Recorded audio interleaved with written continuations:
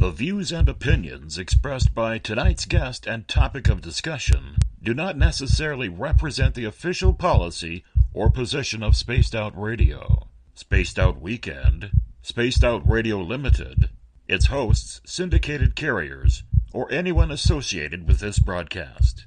Any rebroadcast, reproduction, or other use of this broadcast or podcast without the express written consent of Spaced Out Radio or Spaced Out Radio Limited is strictly prohibited. Listener discretion is advised.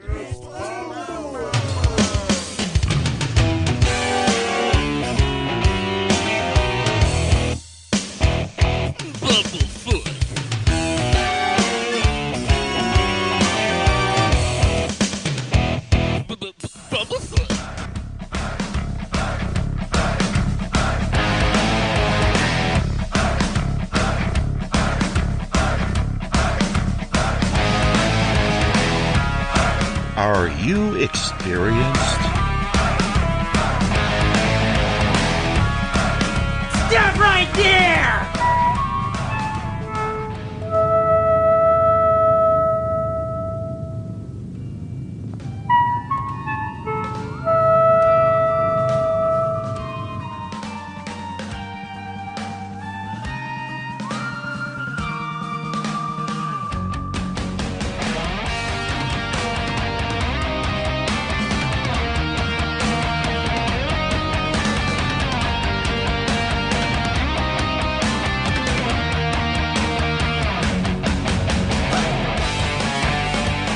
From high atop the mountains of British Columbia to you listening around the world, this is Spaced Out Radio with host Dave Scott.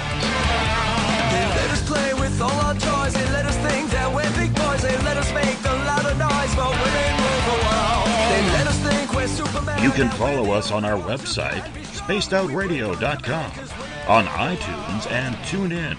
Follow Dave on Twitter at Spaced Out Radio, on Facebook at Spaced Out Radio Show, or on our YouTube channel, Spaced Out Radio Show. I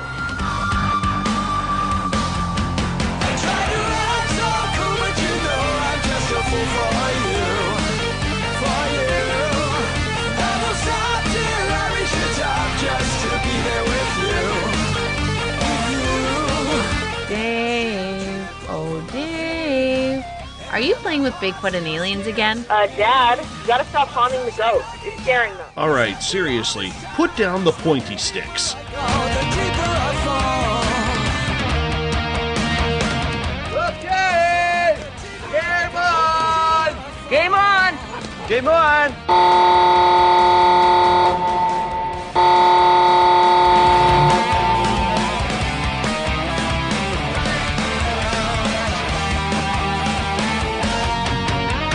The password is... All right. Buckle up, space travelers. It's time to go for a ride on Spaced Out Radio. Mr. Bumblefoot, Dave is ready for liftoff. I try to act so cool, but you know I'm just a fool for you. Seriously, Dave? Really? Aren't you a little old for a tinfoil hat? Hello. Toby. Bye-bye. Love you. Bye-bye. Please take your seat above us. We will be able to prepare for takeoff.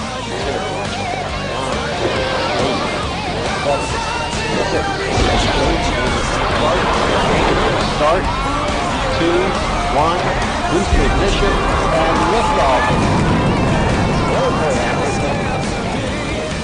I'm such a lucky guy, 'cause after all this time, it's like the deeper I go, the deeper I fall.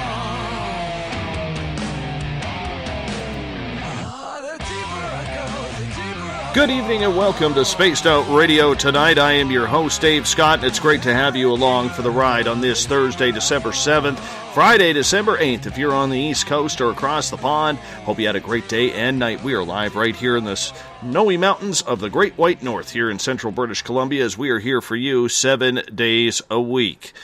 Let's welcome in everyone listening in on WQEE 99 Rock the Key down in Noonan, Georgia, home of the Walking Dead. We are live as well on the United Public Radio Network, 107.7 FM in New Orleans and over 160 countries around the world. We're also live at Spreaker, KTLK, The Fringe.fm, Renegade Talk Radio out of Las Vegas, the High Plains Talk Radio Network, and if you're listening in on Revolution Radio, remember the Double R Machine is a donation station financed by you, the valued listener.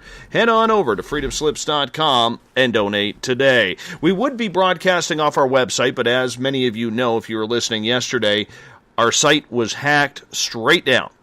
So we're having to rebuild it. We're hoping to get our site back before tomorrow night's show. We will keep you updated on what is happening there. Like our music, get your horns up for Mr. Ron Bumblefoot Thal, formerly of Guns N' Roses, currently of Art of Anarchy and Sons of Apollo.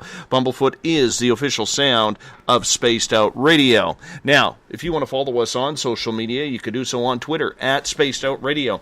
Give our Facebook page a like, Spaced Out Radio Show. On Instagram, follow me at Dave Scott, SOR. Subscribe to our brand new YouTube channel, Spaced Out Radio. So you go to youtube.com/Spaced Out Radio. It takes you right there. Listen to us on iHeartRadio in the United States. TalkStream Live. Tune us in on TuneIn. Download and subscribe to our shows from iTunes. Our website is spacedoutradio.com. And if you head over to patreon.com for as low as $1 a month, you can become a patron of SOR as well. We have 2 chat rooms for you to take part in. If you want to get questions into the show for tonight's guest, you can either be signed into Spreaker or on Facebook at the SOR Space Travelers Group. Or if you're on Twitter, use the hashtag SpacedOutRadio. I will connect you with you there as well. Dr. Robert E. Farrell is a man of science. His resume is nothing short of impressive when it comes to talking about the physics behind many of the hot-button topics that mankind has always wondered about, from the Great Flood and Noah's Ark to the propulsion systems aliens use in their spaceships. Dr. Farrell has studied and written about them. His website, alienlog.com, has the details to his books and the stories that go along with it. Dr. Farrell received his Bachelor of Science in Mechanical Engineering from The Ohio State University, his MBA from Western New England College, and his Doctor of Engineering from the University of Massachusetts. He's now retired from Penn State University as Associate Professor Emeritus. For most of his life, Dr. Farrell has been interested in ufology. His fascination with UFOs led him to writing the Alien Log series, with number 4 on the way. He's also a former state director of MUFON and has lectured at some of the most prestigious learning institutions around the world. Dr. Farrell, it's an absolute pleasure to have you on Spaced Out Radio tonight. Thanks for going the distance for tonight's show. Thanks for inviting me. I'm glad to be here. Well, we're glad you reached out because I think it's going to be an exciting show because with someone of your knowledge and your educational background, you have looked into so many different aspects of the supernatural, the paranormal. What got you looking into all of this? Because not many men with your credentials even pay attention to the field of ufology. Well, I guess I can't say when it happened, but years ago, decades ago, but probably, maybe I was looking up in the sky or something and just realized that we weren't alone, and there had to be other life out there. And because of my mechanical engineering background, I figured, well, these UFOs that people are seeing probably exist, and so I started researching that to try and figure out, what they do and how they might do it, and came to the conclusion that they had to be using gravitational field propulsion in order to explain all the things that people have reported seeing them do. But that was so long ago, I can't remember when I began investigating, but all the while that I was teaching at Penn State, I was doing research. And then when I did retire, excuse me, I thought, well, I should write a book, to kind of share my knowledge. And but I had been to enough MUFON or UFO meetings that I felt that I didn't want to really preach to the choir. Those people already believe, and they're doing their own research. But I felt it was my mission to try and convince the layperson that this was a reality. And I thought the best way to do that, I was going to write a book, like I said, but since most of my information that I gained was through books that I had read, primarily through the New Age section of Barnes & Noble, I thought, well, my audience probably wouldn't go into the New Age section because they didn't want to be stigmatized or something.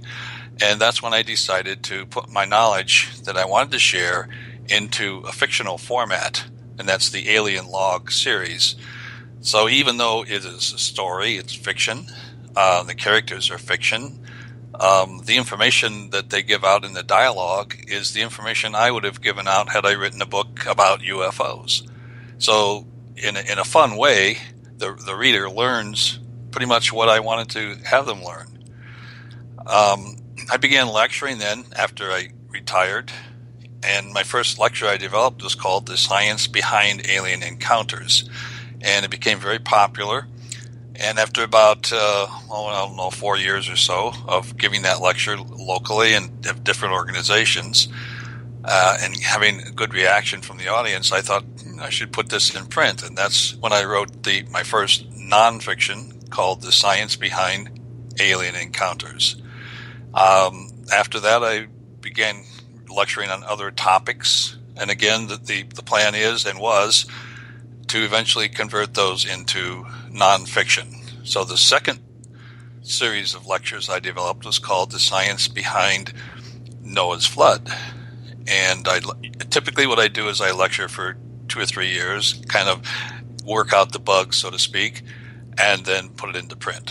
So that's my latest book on non-science fiction. It was probably the one I enjoyed most, because I was so amazed by the time I finished writing it at how things worked out, how well it jived with the Old Testament, but yet I evoked a lot of scientific principles and evidence that has occurred over the last, 40 or 50 years. But anyway, I hope that answers your question. Absolutely. Absolutely. And you know what? The one thing my audience loves is they love it when the guests go into detail like you just did. So please continue with that. I'm just the navigator here. You're the pilot taking us to where we need to fly to. So the colleagues that you had when you started, investigating this, how did they react to it? Did you get laughed at? Did you get taken seriously? Because from what I've heard from a lot of other professional people like yourself who we've had on this show, there's always the colleagues out there who think that anybody who looks into this is just wasting their time. I did not have that experience. In fact, when I started lecturing, and again, I tailored my lectures to lay people, I was amazed at how many people came. It seemed like people are really thirsty for information about UFOs, what they are. Some of the people I think that come to my lecture maybe have had some kind of an incident. Perhaps they were abductees, contactees, or just had a sighting and they were curious. So, but I've never, I don't know how many times now I've given that lecture, probably close to 100 times anyway, and I've never had a single person heckle me, and they were all very serious about wanting to learn what I had to say. My colleagues, generally, they're kind of neutral on the idea. And I find out later that a lot of them had their own encounter, but they didn't want to talk about it. So that's why they didn't hassle me at all. They just said, oh, okay, Why do you think the field of science has such a hard time trying to accept any type of paranormal type research, whether it's UFOs and aliens or things like Bigfoot or ghosts? That's a good question. When I left industry, I was in industry for about 20 years, designing machinery for the plastics industry. And in fact, when I went to Penn State, I had been vice president of engineering for about 5 years. But then when I went into academia, I was in a department that was half the professors were scientists. It was a science like chemistry, physics, and the other half was engineering, and I was in the engineering half. But it seems like science. First of all, let me back up and say engineers typically are happy if they can get an answer that's accurate to within 5%. They're not looking for that 0.001% accuracy in their data. Engineers typically try and get things done. They have to build things. And if it's accurate within 5%, then they throw in a little safety factor and they design something. Whereas scientists are constantly trying to refine the accuracy of their data. And there's probably a good reason for that, because they're building a foundation, and somebody's going to build on top of that. And if the foundation's wrong, then everything else is wrong. But they really value peer reviews in their work. It's important to them to publish a lot of papers that have been peer reviewed. And when you're in a topic that's kind of off the mainstream, like UFOs or any of those type of subjects, it's very difficult to publish a paper that's peer reviewed. In fact, I think it's maybe impossible. Some people who've been successful at that, I would say, would be like Dr. Jacobs, who just recently retired from I'm trying to think, Temple University. He was a physics professor, and he was deeply involved in ufology, and he wrote about it. And as far as I know, he was accepted by his peers. But I'm not sure if he ever had any peer-reviewed papers other than perhaps his dissertation. I don't know. But scientists just tend to be very cautious, almost to the point of this peer review process, in my opinion, tends to stifle creativity. If you go a little bit outside the box, you have a problem. So you got to stay inside the box. Whereas people who aren't trying to get scientific praise, they go with their gut, so to speak, and they give the best answer they can with the data that they have.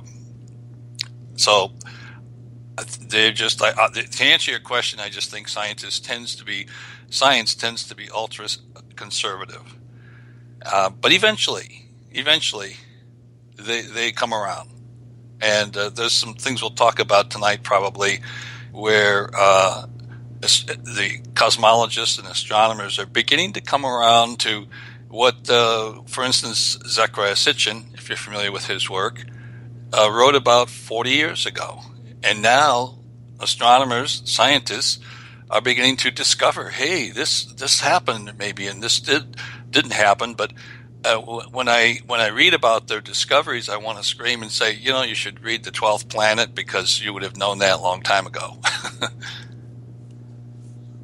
Well, I think part of the issue that we have, and I'm going to break this down really far down into this field from what we've noticed, is it doesn't matter whether it's cryptids or ghosts or even ufologists. There's a lot of non-scientific people who are using the word science in order to try and justify their opinions of their finding.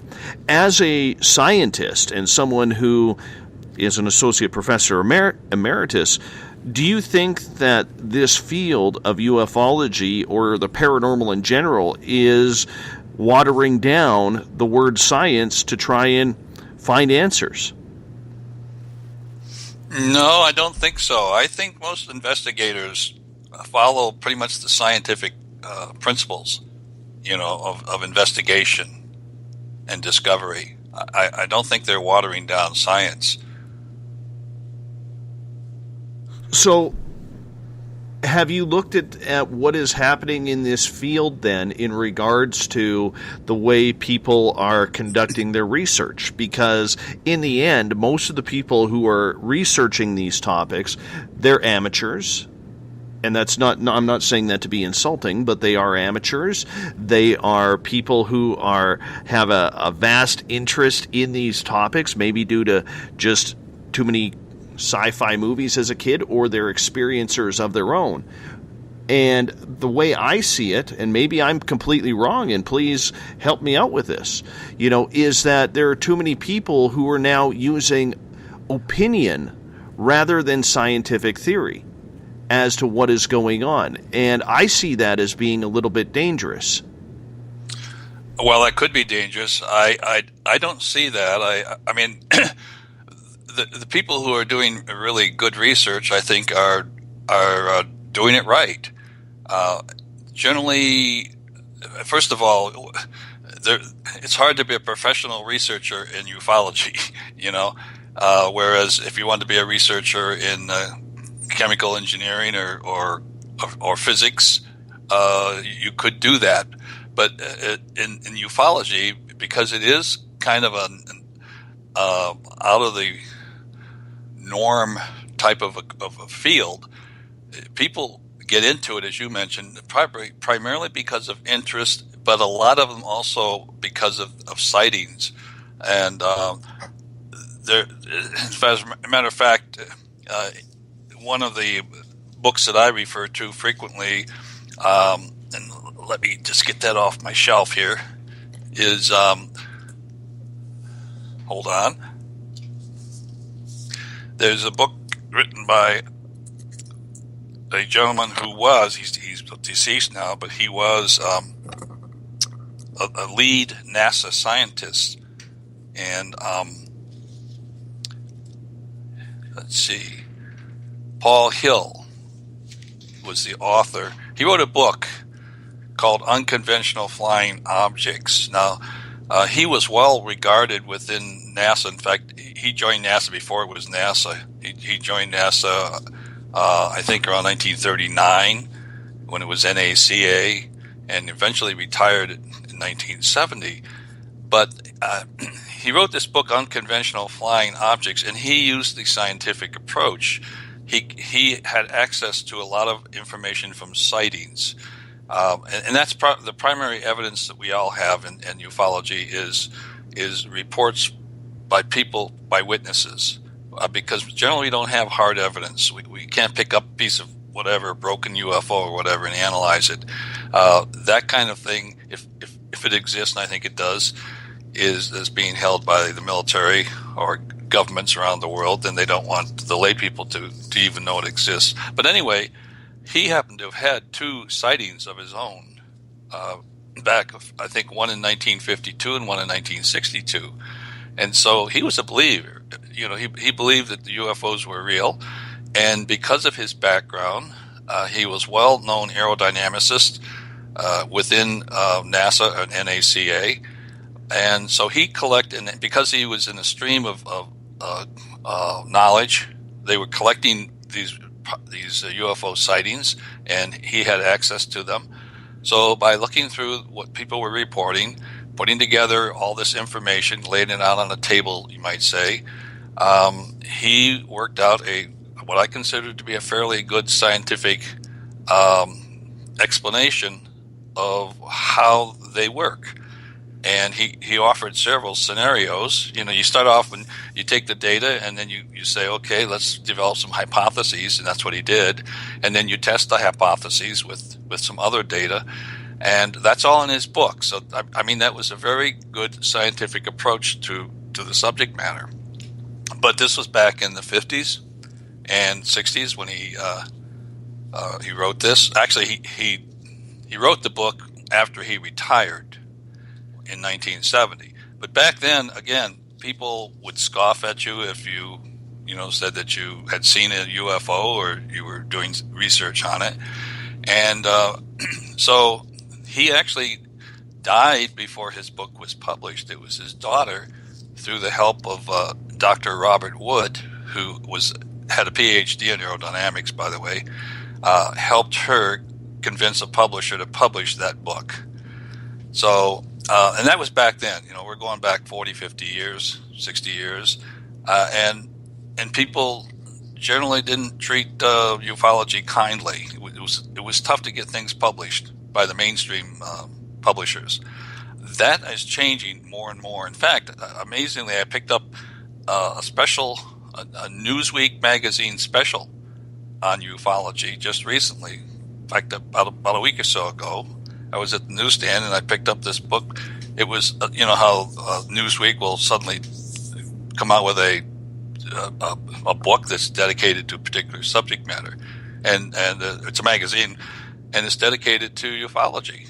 And they did a really good job of summarizing the state of events and state of things within that field.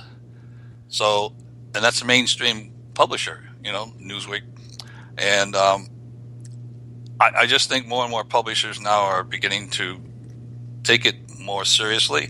The public in general is becoming a higher and higher percentage of people are becoming believers that there is other life out there, as we discover primarily through astronomy that there are many other planets outside of our own solar system, and they're now beginning to discover that there are perhaps as many planets orbiting other stars as there are stars, and there's countless billions and billions of stars within our own galaxy. That means there's billions and billions of planets.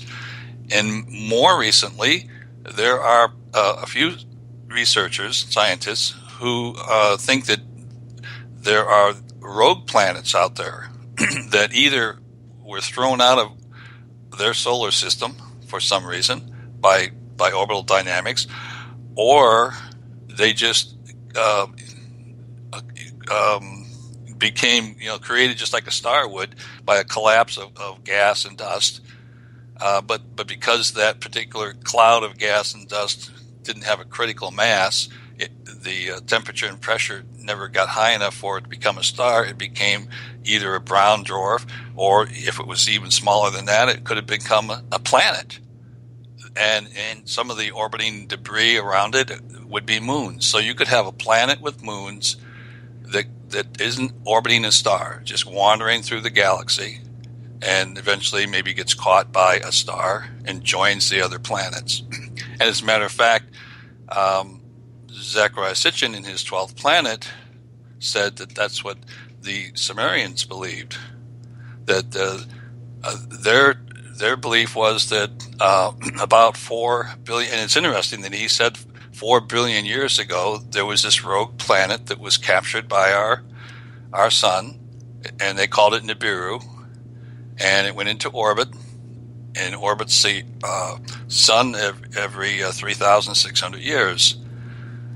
And through some other research that Sitchin had done, he determined that the orbit was out of plane with the other planets, the natural planets, by about 30 degrees, and that it would approach from the south, based on mythology of the Sumerians and other literature that he had read. And he also determined that it was going retrograde. In other words, the natural planets, if you imagine a gas that's spinning as the star is forming, some of the gas and there's angular momentum to the cloud that's collapsing, so the sun is spinning or the star is spinning, and the remaining gas that doesn't get included into the star, once it ignites, some of it gets blown away by the photons. But that cloud of gas is all rotating in the same direction, and out of that will create planets. So those planets are more or less orbiting in plane and all in the same direction. Whereas a rogue planet, when it gets captured, it's not necessarily going to fall into the same plane as the original planets. In fact, it would be unusual if it did. And it also, there's a 50-50 chance that it's going to go backwards, go around in the opposite direction. And that's exactly what Sitchin said, that the Sumerians believed this planet Nibiru was doing. Well, today, astronomers are taking a hard look at that. They're beginning to think there really is another planet out there that's caused a disturbance that they can't account for in any other way. And so there are a lot of other things that Sitchin said that have come to be proven by the science that has occurred in the last 40 years since he wrote his book, The 12th Planet. That was written in 1976. So there's a lot of things that have happened since he wrote that book that have proven almost everything that he said to be correct. I don't know if that answered your question because I forgot what the question was. Well, we'll move on here, my friend. Okay. Have you personally ever had experiences that keep you driving towards trying to find answers? Well, actually, I came to believe in UFOs long before I actually had a sighting. And I had a sighting about 4 years ago when I was in Cancun on vacation. And my sighting was probably one of the most common sightings that's reported. It's a sphere. It's a ball. And during World War II, they called them Foo Fighters. And in fact, in my lecture that I give, I have a PowerPoint lecture that I said that preceded my book called The Science Behind Alien Encounters. And in that lecture, I show some photographs of B-17 and also a Japanese, I think it's a dive bomber, being followed by these balls of light. And during the war, both the Axis and the Allies were having these craft, these balls of light follow their craft. They all thought that it was the enemy's secret weapon, but and they called them Foo Fighters, and so that's what I saw. And when I was in Mexico, it just flew right over my head. I was sitting on a terrace looking out over the Caribbean. It was maybe a half hour before sunrise, and so the sky was a little light. You could still see stars, and all of a sudden, zooming over my head was this ball. My first reaction was a shooting star, but it was a ball, and it was below the clouds, and it swooped up behind the clouds, just curved and went right up behind the clouds. So that was my only sighting that I can say for sure was a UFO. And interesting, I gave this lecture in Connecticut one time to a group called the Army Air Force Roundtable, and the fact that the title of their group is Army Air Force tells you that if you know your history, the Air Force didn't become the Air Force until 1947. So anybody that flew airplanes before that were in the Army Air Force. So about a third of the people in the audience were people who flew planes during World War II. So during the Q&A, one of the gentlemen stood up and he said, I flew B-17 in Europe during World War II, and I had two of those things follow my plane. And one of them took a nosedive right through the wing of my plane. And it didn't hurt the plane, and it didn't hurt the Foo Fighter. And so that was kind of interesting. And that is one of the things that the technology, you might say, that the aliens, I'm not going to call them aliens, whoever engineered these crafts are aliens probably, but that's one of the technologies that they seem to have is the ability to pass one solid object through another. And especially that's prevalent if you talk to anyone who's been abducted, or if you studied the abduction process that's being reported by a number of people. Some of them report being taken right out through the ceiling of their house, right through the ceiling. And a lot of them report the grays coming through the wall. So they have that ability. That's one of the things on my bucket list, to try and figure out how they do that. When you had your experience, did it kind of make everything more surreal to you that this is what was going on? Well, it was kind of exciting once I realized. It took for about a millisecond. I said I thought it was like a shooting star. That was my first reaction. You see a bright light zooming along, and you think of a meteor shower or something like. But once I realized, like 10 milliseconds after I saw it, I knew what it was because I'd studied it. And when you actually see one and you say, "Wow, I just saw something that was made by somebody that's not native to this planet," and so that's kind of surreal, I guess you could say. And I have had other instances where there were things that I couldn't explain that could possibly have been a UFO, but there were other explanations for it. So I never, up to the point where I saw that Foo Fighter, I really can't say that I saw a UFO. But I didn't need to see one to believe they existed. It was logical, as Spock would say. The evidence, and the evidence is growing. And that's why more and more people now, I think, when they say, well, I understand that they're now reporting there's all these different other planets outside our solar system, and now they're saying that there may be even planets that formed without stars. The evidence is such that the chance of having other life out there is like overwhelming. And if there is other life out there, and life in our galaxy even didn't form at the same time, so there's some other life out there that's much older than ours, more advanced, and would have the technology to travel within the galaxy, not be confined to their solar system like we are right now. And as I said, I came to the conclusion early on that the only explanation as to how they can do this is by gravitational field propulsion. And that's something we probably have, but they're not telling us. And that's something we need to have if we ever want to escape from our solar system and travel great distances, because gravitational field propulsion will allow that to happen. When did you decide that that was the research that needed to be done? The alien propulsion, how they're able to move, how they're able to all of a sudden make a 90-degree turn that isn't blowing up the body of the occupants inside. Right. Because some of this is absolutely ridiculous of what we see happening in the skies. Well, it was that kind of data, these reports of people seeing these different things happen, that you lay out on the table and you say, okay, what hypothesis can explain that? And in my mind, the only hypothesis is gravitational field propulsion, not magnetic or electric, but gravitational field. And by the way, my mission, and this was not the mission I chose. It's really a strange feeling to have a mission in your life that you didn't plan on.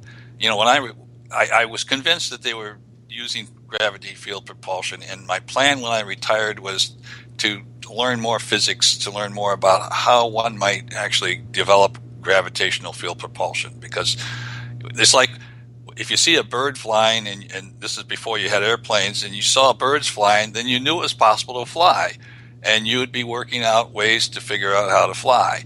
Well, when you know that UFOs exist, and you've concluded that they have to be using gravitational field propulsion, that means that it's possible. And so if it's possible, then we should figure out how to make it happen. And I believe we have, actually. It's just that those that have done it aren't telling us about it. And I'm talking about the military primarily. But now I forgot the question. Just in regards to the propulsion systems, Yeah. because, some of this is so incredible that it really defies logic on how they're able to do it without blowing up whatever humanoid or alien is inside. Yes, now I remember my track that I was on. My mission is to convince lay people that this is a reality. And I avoid invoking wormholes or interdimensional travel because I think I would lose my audience. So my mission has always been, whenever I lecture on this, to explain it in terms of the nuts and bolts physics that most people have by the time they get through the 7th grade. And that's, so I try and keep it simple. And I don't get into many dimensions. I believe there are 3 dimensions plus time, and I explain it that way. You have X, Y, and Z directions, and you have time. And my first attempt is always to try and explain it in view of that, without trying to say, well, space is curved, or, well, they just went through a wormhole, or they just did time travel, or they just went through another universe. I avoid that. And I've been successful, I think, in explaining everything. In fact, I'll do that in a minute, of how they do the things that you're probably alluding to. For instance, how they make right-angle turns without hurting the occupants. They've been clocked at accelerating at 100 Gs by some scientific methods. And we know that our pilots would die in a 100 G environment. 10 Gs is probably the limit. 8 is they're comfortable with that if they have a G suit, and maybe some have taken 10 Gs. But 100 Gs, how do they do that? And the way I explain it in my lectures, I have a picture of a rocket I put on the slide, and I get a volunteer in the class to volunteer to go up in the nose cone, and I say, well, you'll have a walkie-talkie, and I'll have a walkie-talkie, and I'm going to light the fuse, and we're going to communicate. And so they imagine they're up there, and I light the fuse, and off the rocket goes. And so I ask them, I say, now, what's happening? What are you experiencing? And they'll say, well, I'm being pulled down on my couch, and my G meter says 4 Gs, and it's hard to move. I'm just being held in my couch. I say, okay. So I'm watching, and all of a sudden the flame sputters out, and the rocket's coasting up now. I say, what's happening now? And they say, well, now I'm tending to float out of my couch. Fortunately, I have seat belts on and everything, so I'm not moving around, but I'm experiencing 0 G. My G meter says 0 G, and so I'm just tending to float around. And I'm watching, and now the rocket's starting to come down. It's falling. And so I call them up again. I say, now what's happening? Oh, nothing's changed. I'm still kind of wanting to float around the cabin. I'm strapped down, and my G meter says 0 Gs. And I say, well, actually, you're accelerating at 1 G. And if we did this same experiment on Jupiter, you could be accelerating at 40 Gs. But you would not have any sensation of acceleration because you are free falling into a gravitational field. Now, if you could build a craft that could develop a gravitational field, let's say a negative field, now that's something we generally don't have a lot of experience with, is negative fields, but I can tell you they exist. But if you could develop a craft that developed a negative field, you would free fall away from it. So if you imagine you're inside this craft, and underneath the craft is this negative field that's lifting you and the craft up, it could lift you up at any accelerating rate you want, 1,000 Gs if you want. Doesn't matter. You're free falling. If suddenly you decide to make a right angle turn and you vector the force, the gravitational field in that direction, you would just suddenly be free falling in that direction. There's no sensation of acceleration if you're being accelerated by a gravitational field.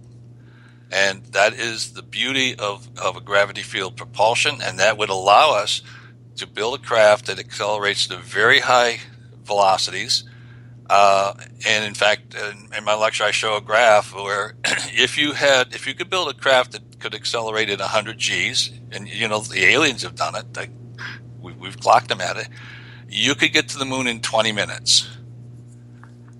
And you wouldn't be sitting out in space for days and days and days, being exposed to zero gravity and radiation.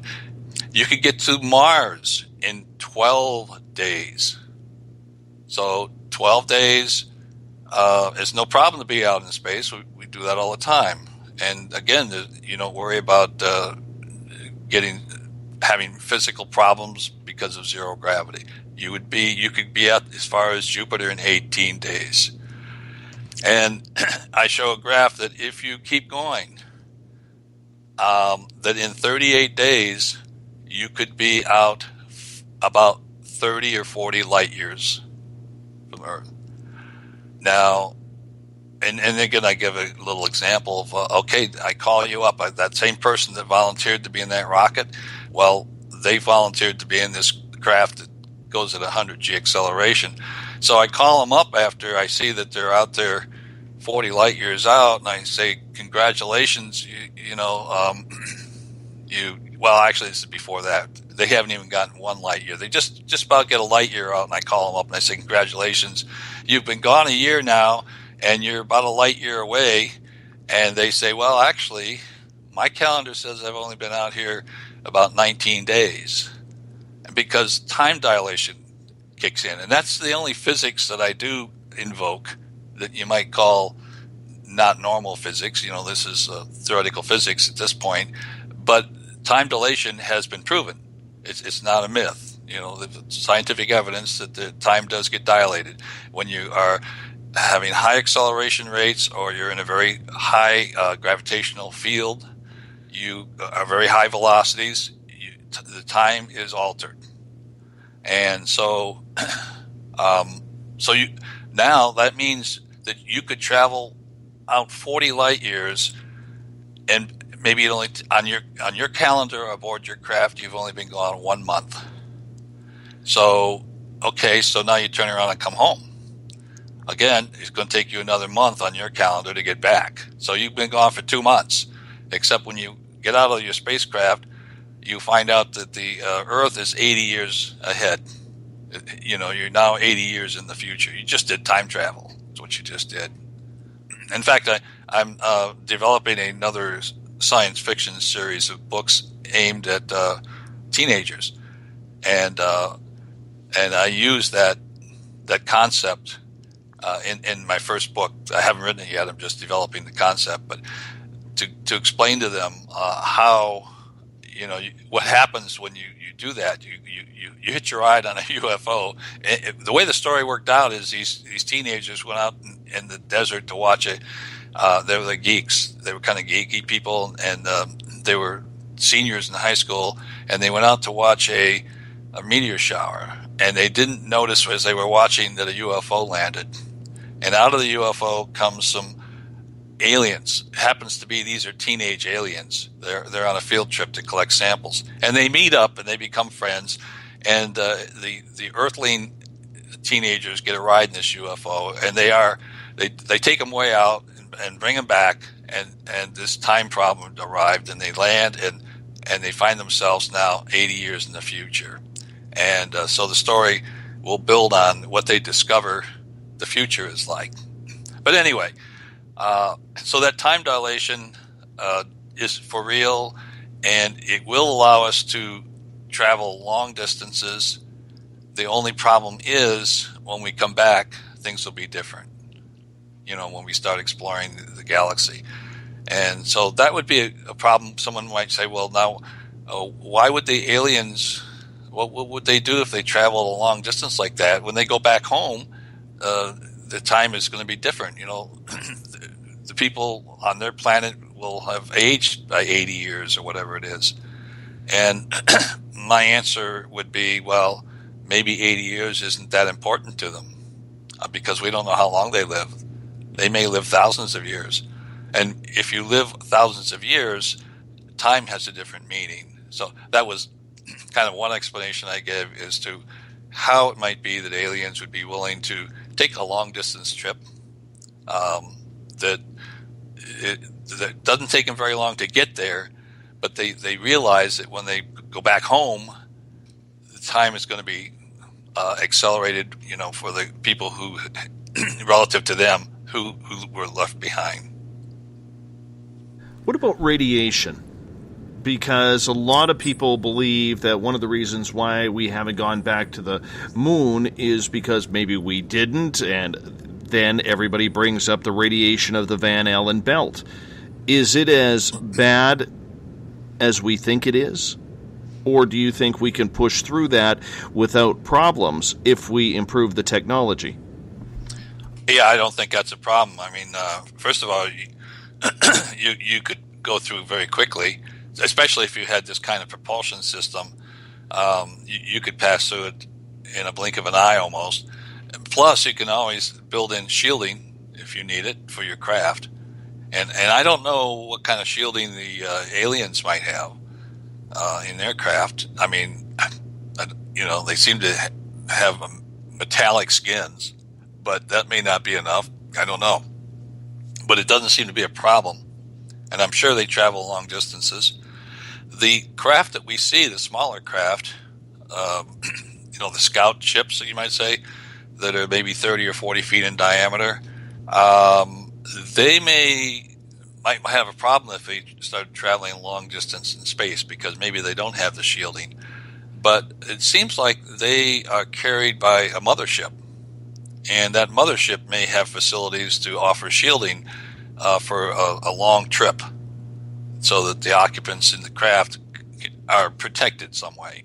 I don't know. I mean, when you're talking about beings that could be hundreds of thousands years ahead of us technologically, I'm sure they've worked out all those problems. Do you think, though, that mankind is ready to get through that radiation without any ill effects that's going to, harm people long-term or even cause death while on that trip? Yes. I think we'll be able to. I don't think it'll be a problem. Do you think maybe we've already cured that issue if somebody like the late Ben Rich had stated 20-some years ago, the technology you're seeing today, we're 50 years beyond that? Yes. Yes. I mean, like you're pointing out what he said in 1993, that we already have the technology to send ET home. When he said we, he meant our government. And that was like, was that 50 years ago? Time flies. It was a long time ago, 30 or 40 years when he made that statement. And when you look at the SR-70, is it 70 or 71? I can't remember now. 71. 71. That plane was built in the 60s. The first flew in the late 60s, and yet that was the hottest plane we know of. But you can't believe that they haven't developed something that's gone way beyond that already, that we don't know. In fact, a lot of people think that some of the UFOs that people are seeing are our own craft, that are developed through reverse engineering the captured or donated or crashed UFOs. When it comes to human travel into space, do you think it's a matter of time that we get back in the moon run because all of a sudden everybody is talking about going back to the moon? Or do you believe, Dr. Farrell, that, like a lot of other people do, that there is a secret space program out there that we have been shuttling people to the moon and elsewhere? That's all speculation. I could believe that we do have a space fleet. And why we would be shuttling to the moon? At one time the thought was the moon would be a good stepping off point for humanity to take the next step. That it'd be relatively easy to get to the moon and use whatever materials that are there to create more fuel or whatever, and then leave the moon to go someplace else because it'd be a lot easier to get away from the moon. So that would be just a stepping stone. If we have gravitational field propulsion, you don't worry about that. It's not an issue. So the question would, why would you go to the moon? Well, maybe you go to the moon because of the minerals that are important. There may be some rare minerals there that might make it worth mining. You might go to the moon to set up a base to observe, to look back on the Earth, other than the space station that we have. It might be a good place for astronomers, to be on the dark side of the moon because they wouldn't be bothered by any Earth light. So it might be a good place to set up an observatory. But I don't know why our government would necessarily want to go to the moon unless they're still proposing going further with chemical rockets. We really need to get away from impulse propulsion systems. Impulse propulsion is a rocket is an impulse propulsion, a jet engine's impulse, even a propeller-driven plane or a propeller-driven ship, they're all impulse in the sense that they accelerate a mass. And so they have to carry a mass with them to accelerate it. Well, with field propulsion, you don't have to do that. It's a whole different bag. The weight of the craft doesn't change at all hardly during its trip if you have gravitational field propulsion. You don't have to load it with all this propellant and stuff to eject in order to develop your thrust. So we need to get away from impulse propulsion. And if you can do that, then the moon, as far as a base, to me, doesn't have that much importance other than the minerals that you might get there. Go ahead, sir. Well, I was just going to say, if you had gravitational field propulsion, a trip to the moon is like I said, you can get to the moon quicker than you can probably go to some of these shopping malls. And if you can get to the moon in 20 minutes, then it's not a big deal going to the moon. Why do you want to go? I don't know. The next big super mall on the moon. Yeah. That's where we're going. Vacation spot. It's a golfer's paradise. You could hit a ball probably 3,000 or 4,000 yards on the moon. See, that would get me out of golf retirement there. It really would get me out of golf retirement. I came to a conclusion about 9 years ago that it wasn't me, it was my clubs. So I just gave it up. It just wasn't even fun anymore. We're down to our about 45 seconds here before we have to go to break. So when we come back, what I want to get into with you is, how do you think these alien propulsion systems, work? How do they generate? Is it element 115 like Bob Lazar said, or is it something along the lines of something else that you've been able to figure out? And then we'll translate this into maybe what aliens are doing here, because I'm sure you have quite an opinion on that as well. Yes, that turns out I think there's a number of ways to create a gravitational field.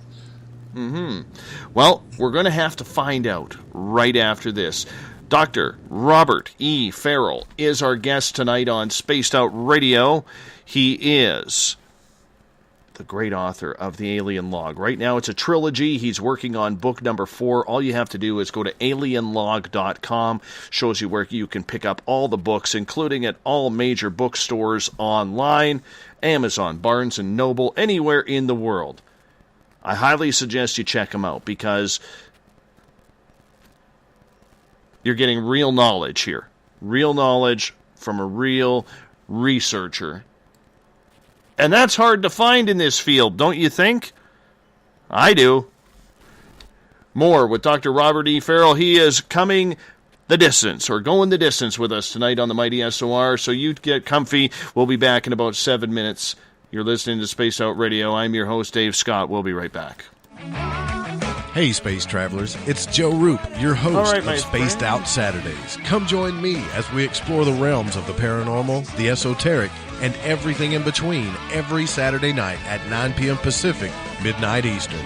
You know the truth is out there. Don't get caught sleepwalking. Come join Spaced Out Saturdays. That's every Saturday night, 9 p.m. Pacific, midnight Eastern, right here on spacedoutradio.com. Psychic Sundays, spiritual communication, ET contact, Sasquatch in your backyard. We will have it all on Cosmic Passport with me, Elizabeth Anglin. Each Sunday, starting at 9 p.m. Pacific, midnight Eastern, at spacedoutradio.com, I will take you on a journey of enlightenment. The goal is learning from the soul on out. We'd love it if you joined our experience. Cosmic Passport, heard Sundays at spacedoutradio.com.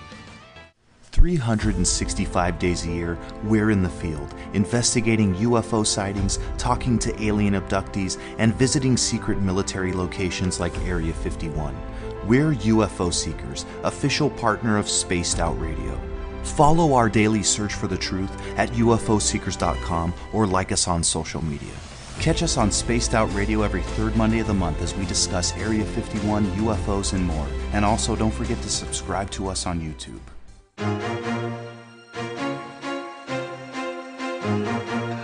From coast to coast to coast, Blacklight Uncharted is taking on the paranormal across Canada. From ghostly hauntings to the UFOs flying above in conjunction with MUFON Canada, we're closely investigating what's going on in the northern skies and checking out the apparitions that walk among us.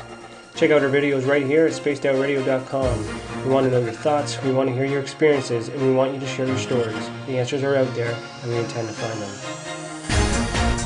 Would you like to become one of our space travelers? All you have to do is click on the Space Travelers icon at spacedoutradio.com. For only $5 a month, you can get access to some great prizes, as well as private monthly shows, newsletters, and a members-only section on our website. Become a space traveler today. It's paranormal news at its finest. Welcome to The Encounter. At spacedoutradio.com, The Encounter online is SOR's trusted news source for everything weird and strange going on around the world. This is news editor Eric Markham. Our team of journalists are scouring the planet for those strange stories that rarely make the mainstream. No fear-mongering or fake news here. Head over to spacedoutradio.com and encounter The Encounter. Want to learn more about aliens, cover-ups, conspiracies, cryptids, and the paranormal? All you have to do is tune in S4 as we take over the Spaced Out Radio Night, starting at midnight Pacific, 3 a.m. Eastern, each and every Saturday night, right after Spaced Out Saturdays. Hi there, this is Eric Cooper from Forest Moon Paranormal. Join me, Corey Ruiz, and friends as we discuss the hot topics of the night. It's fun, entertaining, and as dark as the night. Find us at spacedoutradio.com.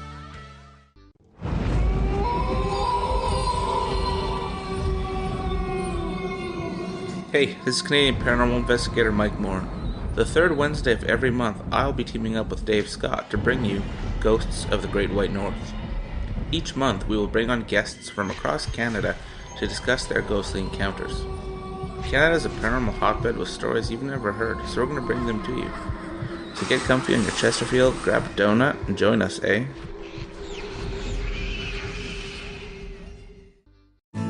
Are you an experiencer? Have you had run-ins with strange creatures you can't explain? ETs, Dogman, Bigfoot, werewolves? They're enough to scare the daylights out of anyone. Hi there, I'm Butch Witkowski from your 4-Cop. And on the last Monday of every month, you can listen to me and the host, Dave Scott, talk about the weird and the strange being reported on Spaced Out Radio. I'm going to bring my investigations and sources, you bring your experiences, and we'll figure out the rest together. Strange Days on Spaced Out Radio. Come tune us in at spacedoutradio.com. There's a lot of strange going on in this world, and we can help you find out what's going on with you. Paranormal, cryptids, UFOs in the sky, aliens in your bedroom tickling your toes. We have the investigators you need to find out the answers you deserve. All you have to do is head to spacedoutradio.com. Your information is 100% confidential. The SOR Sightlines Report. It's free, and we're here to help. Are you interested in advertising on Spaced Out Radio? Head to our website at spacedoutradio.com and click on our Advertising tab. There, you will find an assortment of ways you can get your product out there with us, from radio commercials to banners and social media. Have a product you like our hosts to endorse? We can do that too. Visit spacedoutradio.com for more details. Don't have time to listen to Spaced Out Radio live? Wherever you are, the car, the office, the shower, or even if you're traveling, we're right here for you. Each Spaced Out Radio show can be found on iTunes, TuneIn, and on our YouTube channel, Spaced Out Radio Show. It's the perfect way for you to catch up on our shows. For more information, just head over to our website, spacedoutradio.com, and tune in to us today. Do you want to know what's really going on in your world? Do you have questions about who you can trust in the mainstream media? Then look no further than the Rebel Planet. Come get the straight answers right here at spacedoutradio.com. Join me, Jamie Sexton, creator of Rebel Planet News, as I fill you in on the stories behind the stories. All you truth seekers, be sure to tune in to Rebel Planet on spacedoutradio.com the third Thursday of every month.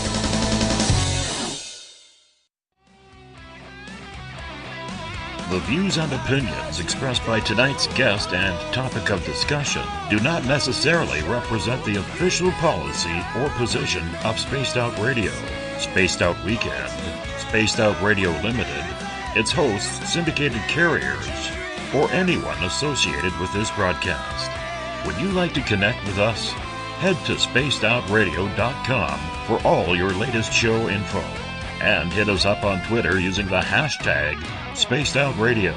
Now, back to Dave Scott and SOR. Welcome back to the second hour of Spaced Out Radio tonight. I am your host, Dave Scott. Great to have you with us. Tomorrow night on the program, we end the week talking Bigfoot.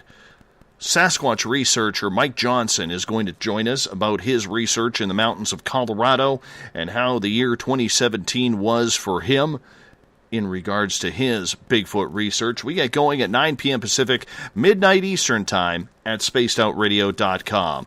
We want to welcome in everyone listening in on WQEE 99 Rock the Key down in Noonan, Georgia, home of The Walking Dead. We are live as well on the United Public Radio Network, 107.7 FM in New Orleans, and over 160 countries around the world.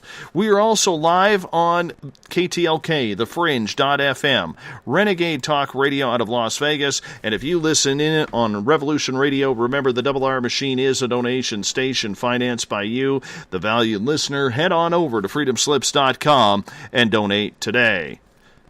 Still waiting for a password from Bill Cardwell for tonight, so we'll go with Joe Allgaier's Tractor. Tractor is your password for tonight. Be sure you use it wisely, Space Travelers, as Joe and Bill set the password each and every night right here on the mighty SOR. Now, if you want to follow us on social media, you can do so on Twitter, at Spaced Out Radio. Use the hashtag Spaced Out Radio if you want to connect live with me during the show as well. Give our Facebook page a like, Spaced Out Radio Show. We also have live chat going on Facebook in the SOR Space Travelers group. We are also on Instagram, Dave Scott SOR. You can check out our brand new YouTube channel. That's where all our archives go. Go to youtube.com/Spaced Out Radio. We're on iHeartRadio in the United States. TalkStream Live. Tune us in on TuneIn. Download and subscribe to our shows on iTunes. Our website is spacedoutradio.com, where we normally have a plethora of features for you to check out. However, due to our website being hacked, it was taken offline. We're rebuilding it. We're hoping to have it done by tomorrow at the earliest, maybe the weekend. We will get it going back for you at spacedoutradio.com. Tonight we are talking with Dr. Robert E. Farrell. He investigates everything to do with UFOs, from propulsion systems to what they're doing here, and he also looks at the science of some of history's biggest results, like the flood that caused the story biblically about Noah's Ark. Dr. Farrell's website is alienlog.com. Dr. Farrell, welcome back. Thank you.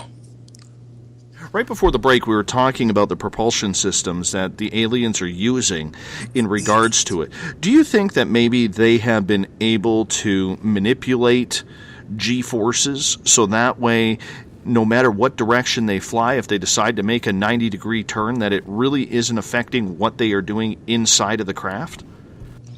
Well, that would be the gravitational field propulsion, because if whatever field they generate, it not only affects the craft but everything in it, including the occupants. So, I'm not alone in believing that gravity field propulsion is what UFOs are using, because right after the war, the Second World War, because I think of all the reports of Foo Fighters, there was a Herman Oberth, who was a famous rocket scientist of that area, pre-war actually.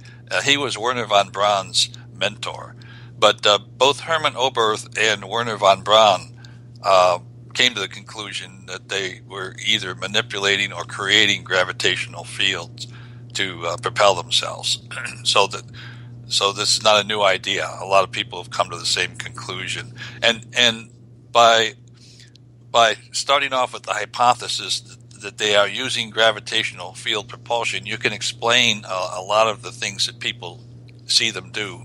And we've already talked about 100G accelerations and right-angle turns.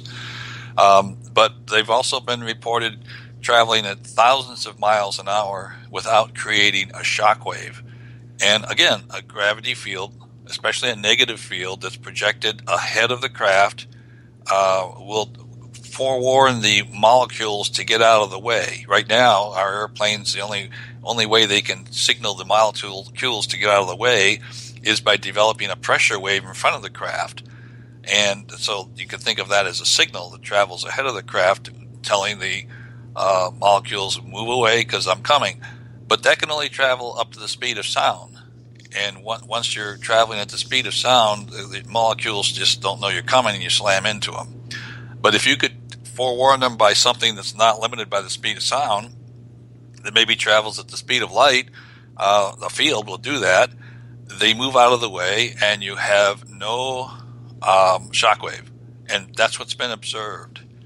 Another thing that can be explained by assuming they have gravitational field propulsion, especially a negative field. And in my lecture, I show two sequence photographs of a UFO in a field. It's taking off and it's kicking up a cloud of dust. And then the second shot, it's moved a little further along, but it has this cloud of dust underneath it. But if you look at it, it's a typical saucer-shaped craft, and around the perimeter, you can see where there's an area that's apparently there's no dust. It's been excluded because it looks like it's vacant. And that's what you would expect if you had a negative gravity field underneath that craft, because it would be not only pushing the craft up, but also expelling anything around it, like air or dust. And so you'd have a rarefied area underneath that craft. And that explains yet another thing. People have come across UFOs that maybe have just recently departed after hovering over a shallow body of water. And when they leave, that water is frozen. So how do they freeze that water? Well, if they're hovering over the water with this negative field underneath, that negative field is expelling everything, creating a low-pressure region under the craft, and so the water tends to evaporate very fast into a low pressure. And think of it in terms of molecules that are jumping out of the water and carrying energy with them. And so they're leaving, and they're taking energy away from that water, and the temperature of the water gradually drops until it freezes. And this is a principle of swamp coolers. We call them swamp coolers. Evaporative cooling. So that explains how they can freeze ponds. But that's the explanation, again, is based on using gravity field propulsion. Another thing that people see them do is cloak themselves. They suddenly just disappear. And there's a couple ways to explain that. One is that they surround themselves with a gravitational field, and we know that the gravity acts as a lens. You know, astronomers now are looking out at stars, and they see the image distorted by the gravity of some of the bodies in the view. They call it gravitational lensing. So a UFO could have a field around it that does the same thing. It bends the light so that what you see is not the craft, but what's behind the craft. It bends it right around there. Another way to do that is with a strong magnetic field. There was some research done, 1958, I think it was, by a professor in University of Illinois, Dr. Erber, and he was studying the effect of a strong magnetic field on the index of refraction, in other words, the velocity of light, and he actually developed an empirical equation. And if you plot that, if you take that equation and you plot the data, you can see how with a very strong magnetic field, you get the same effect as you would have as the light passes through, let's say, flint glass, like a lens. And so that magnetic field could distort the image, and to the extent that you don't see the craft anymore, you see what was behind it. So that explains how they might cloak themselves. But now you ask, well, how might you create a gravitational field? Because usually people think, well, to have a strong gravitational field, you got to have a huge mass or something, and that's not true. In fact, Einstein, back when he developed his field equations back in 1916, if you look at his field equations, and I show them on my slides, there's an equal sign, and on one side you have something that represents a gravitational field, and on the other side of the equal sign is something that represents electromagnetic fields. And this is the thing that led Einstein to predict that an electromagnetic field in the form of light would be deflected when it passes through a strong gravitational field because of this interaction between gravity and electromagnetic fields. And of course, in 1919 there was a solar eclipse, and there was an observation that was actually made during that eclipse of a star where they knew the position of the star, but it appeared to be in a different position because of this deflection as the starlight passed by the rim of the sun. And it turned out to be, he predicted that starlight would be deflected 1.75 arc seconds, which is not very much, but measurable. And that's what they observed. And that was the first confirmation of Einstein's general theory of relativity. So there is this interaction, according to Einstein, between gravity and electromagnetic fields, and it's been verified. In 1934, the gentleman, Dr. Richard C. Tolman, who was a very bright person in his own right, was a professor at California Institute of Technology, and he wrote a book called Relativity, Thermodynamics, and Cosmology. And if you get a hold of that book and you go to chapter 8, he spends the whole chapter going through some derivations, and he concludes that light, a beam of light, is twice as effective as corporal matter in creating a gravitational field. So he did that theoretically just by pure mathematics. But there was a paper that appeared in 2011 by Dr. Louis Rancourt. He's a Canadian, so you might be glad to know. And the title of his paper was The Effectiveness of Light on Gravitational Attraction. And what he did, he constructed an experiment where he suspended a mass in a chamber, so there was no air drafts or anything, and he shined a laser beam past it. And he noticed that the mass was drawn toward the light. So the light appeared to have a certain amount of gravitational properties, if you will. So these are some of the experiments that verified that, yes, indeed, there is this interaction between light and gravity. And a lot of people are familiar with cases where people have actually developed gravitational fields through serendipity. In fact, another Canadian, John Hutchinson, probably your audience is aware of him. He was a fan of Tesla, and he was kind of a self-taught physicist, you might say. Spent his own money to create his lab using surplus equipment because he was interested in conducting some of Tesla's experiments. But in the process of varying high frequency, high voltage signals, he was able to levitate some objects. And you probably on YouTube have seen movies that he made of some of the things that he levitated. And he refused to work with the governments of the Canadian government and the U.S. Military with his work. And so he was kind of hounded out of his laboratory. Eventually, I understand he's traveling around the United States now in a van or something. But he's an example of someone who actually affected gravity. Now, he reported it as shielding gravity. And that several papers that I'll mention, that's what they reported. They reported they shielded the gravity. But I'll point out later on that what they were doing was creating a negative field. And, we don't, like I say, we don't have much experience with a negative field. Everything we deal with is a positive gravity field. So it's unusual to come across a negative field, but that's what he was creating. And some of the other research that's been done in laboratories has also created what I consider to be a negative field, even though initially it was reported as just shielding gravity. So anyway, eventually, as I told you, that he was kind of hounded out of his labs after he produced some films of his results. There's other research that's been done. John Searle, this is through serendipity now. It wasn't a scientific discovery.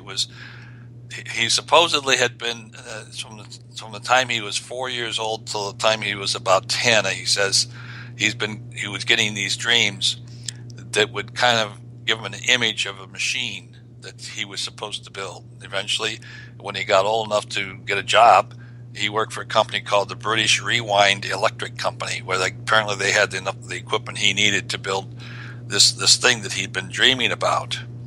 And so this looked like a flying saucer thing. He started it up and it flew away. Never saw it again. And so I think 2 or 3 times he did that until he figured out how to control the thing. And in the if you go on to watch YouTubes or in my lecture, I show some photographs of his machines, if you will, where he uses a neodymium magnet, a series of rollers and a ring. It looks a lot like a roller bearing, like I would like to say Timken roller bearing, but it's just any roller bearing. And that's the first impression you get when you look at it. But what John Searle built was something that once you get it started and rotating with a motor or something, that when it reaches a certain speed, you don't have to apply any more energy. It just keeps rotating. It just sits there. In fact, it generates power, which kind of sounds strange and violates everything I was taught in high school physics about perpetual motion.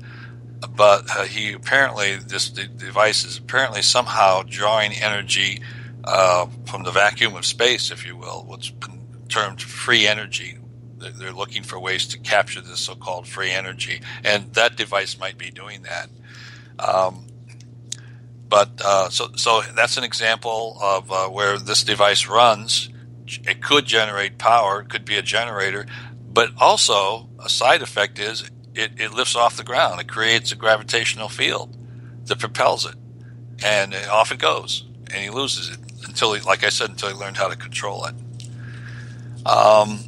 So that's an example of those are 2 examples of where people have created a gravitational field through serendipity. They just accidentally discovered it while they were trying to do something else.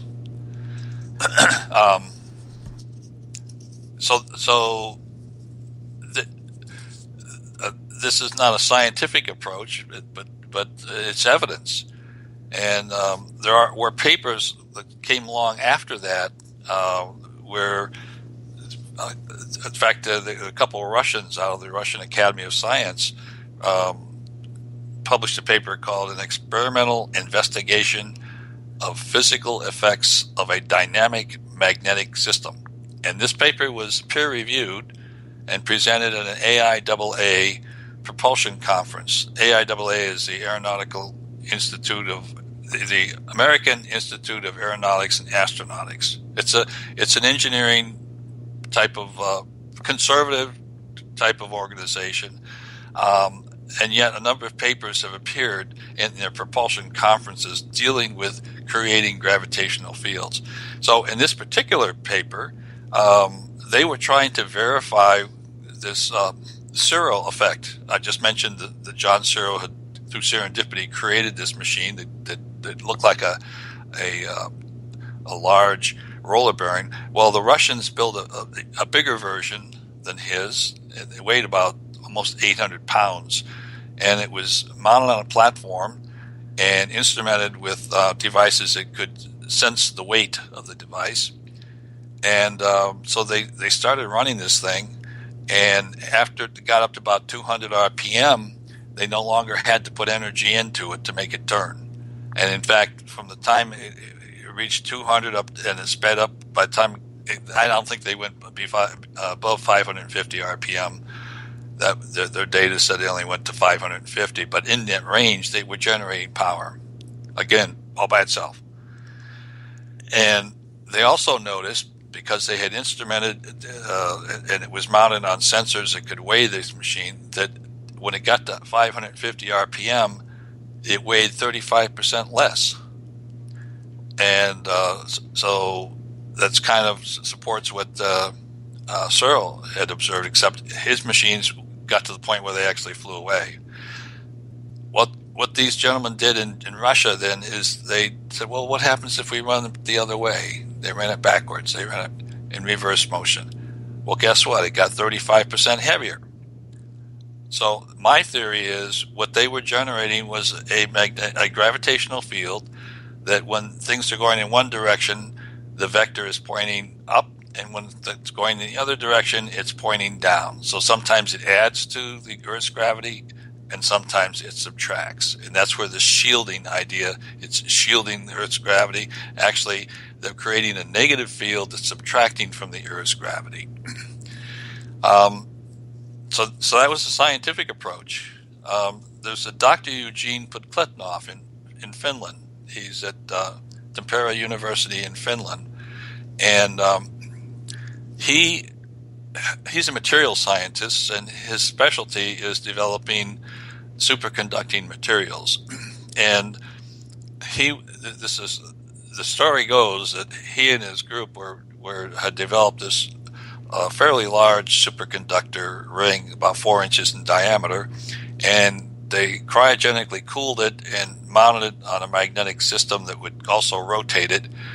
And they were just experimenting with it when, as the story goes, another researcher from one of the other labs was going home and popped in the lab to see what was going on, and he happened to be smoking a pipe or cigar or something, and they noticed that the smoke was suddenly went straight up above this apparatus, and they got curious about that. So they constructed a system where they could suspend a weight over the apparatus and weigh it, have it tied to a scale or something. And they noticed that when they ran their machine, that apparatus, and spun that disc, cryogenically cooled, that the mass that was being suspended was 2% lighter. So they wrote a paper and presented that at a AIAA conference in 1992. And they were talking about how spinning this superconductor, when it was cryogenically cooled, seemed to shield gravity and cause what appeared to be a 2% weight loss. I do not know whether Podkletnov had ever reversed that to try and, say, hey, what happens if we spin it in the other direction? That would have been interesting to try that. They might have noticed that there was an increase in weight instead of a decrease, but they didn't do that. Later on, Podkletnov developed an apparatus which I think he calls a gravity pulse generator, and I show it in my slides. It's a device where he again takes a cryogenically cooled superconductor that's spinning, and he hits it with a very high voltage in a very short period of time, like less than a millisecond, it peaks, and out pops a gravity pulse out of this apparatus, and he can create a very powerful gravity pulse from this thing. He was able to bend a steel plate, 2-inch thick plate, by this pulse, and it could be made strong enough it could actually destroy the apparatus itself. But so he studied this pulse, and it was kind of like a laser in that the beam just hardly diverged at all. It would stay collated for a long distance. And one of the thoughts he had, you could use this apparatus if you had a satellite overhead and you wanted to reposition it. You could just aim it at the satellite and send this pulse out toward it and kind of keep bumping it and reposition it into another orbit. And so that was his thought. And he got both Boeing and NASA were quite interested in his work and tried to duplicate it, but they didn't get the same effect he did because they were using smaller superconductors than what he had, because he had developed these larger ones. And I don't know if they were spinning them as fast, because that seems to be key. But anyway, I'm sure they went on to explore that further, but we just don't know about it because it's probably top secret. And I've been corresponding with Dr. Podkletnov, and I haven't really been able to reach him in the last year or so. I don't know if he's still there or if he got taken off and, is in Russia or something. Who knows? But the last correspondence I had with him, he said he was now able to develop, instead of just a pulse of gravity, he could a gravitational field continuously by some kind of a rotating magnetic mechanism. But one of the things he did do with his apparatus for creating a pulse, he said there was some interesting things. Number one, that he measured the amount of energy that was released by this pulse in the form of deforming objects or whatever, and he said that the energy that was released was greater than the energy that he put into his device. And when asked, well, can you explain that? He said, well, I'm not a theoretical physicist, but maybe that gravitational pulse is somehow activating subatomic particles or something to contribute energy. But he didn't really know. He also set up an experiment to measure the speed of that pulse.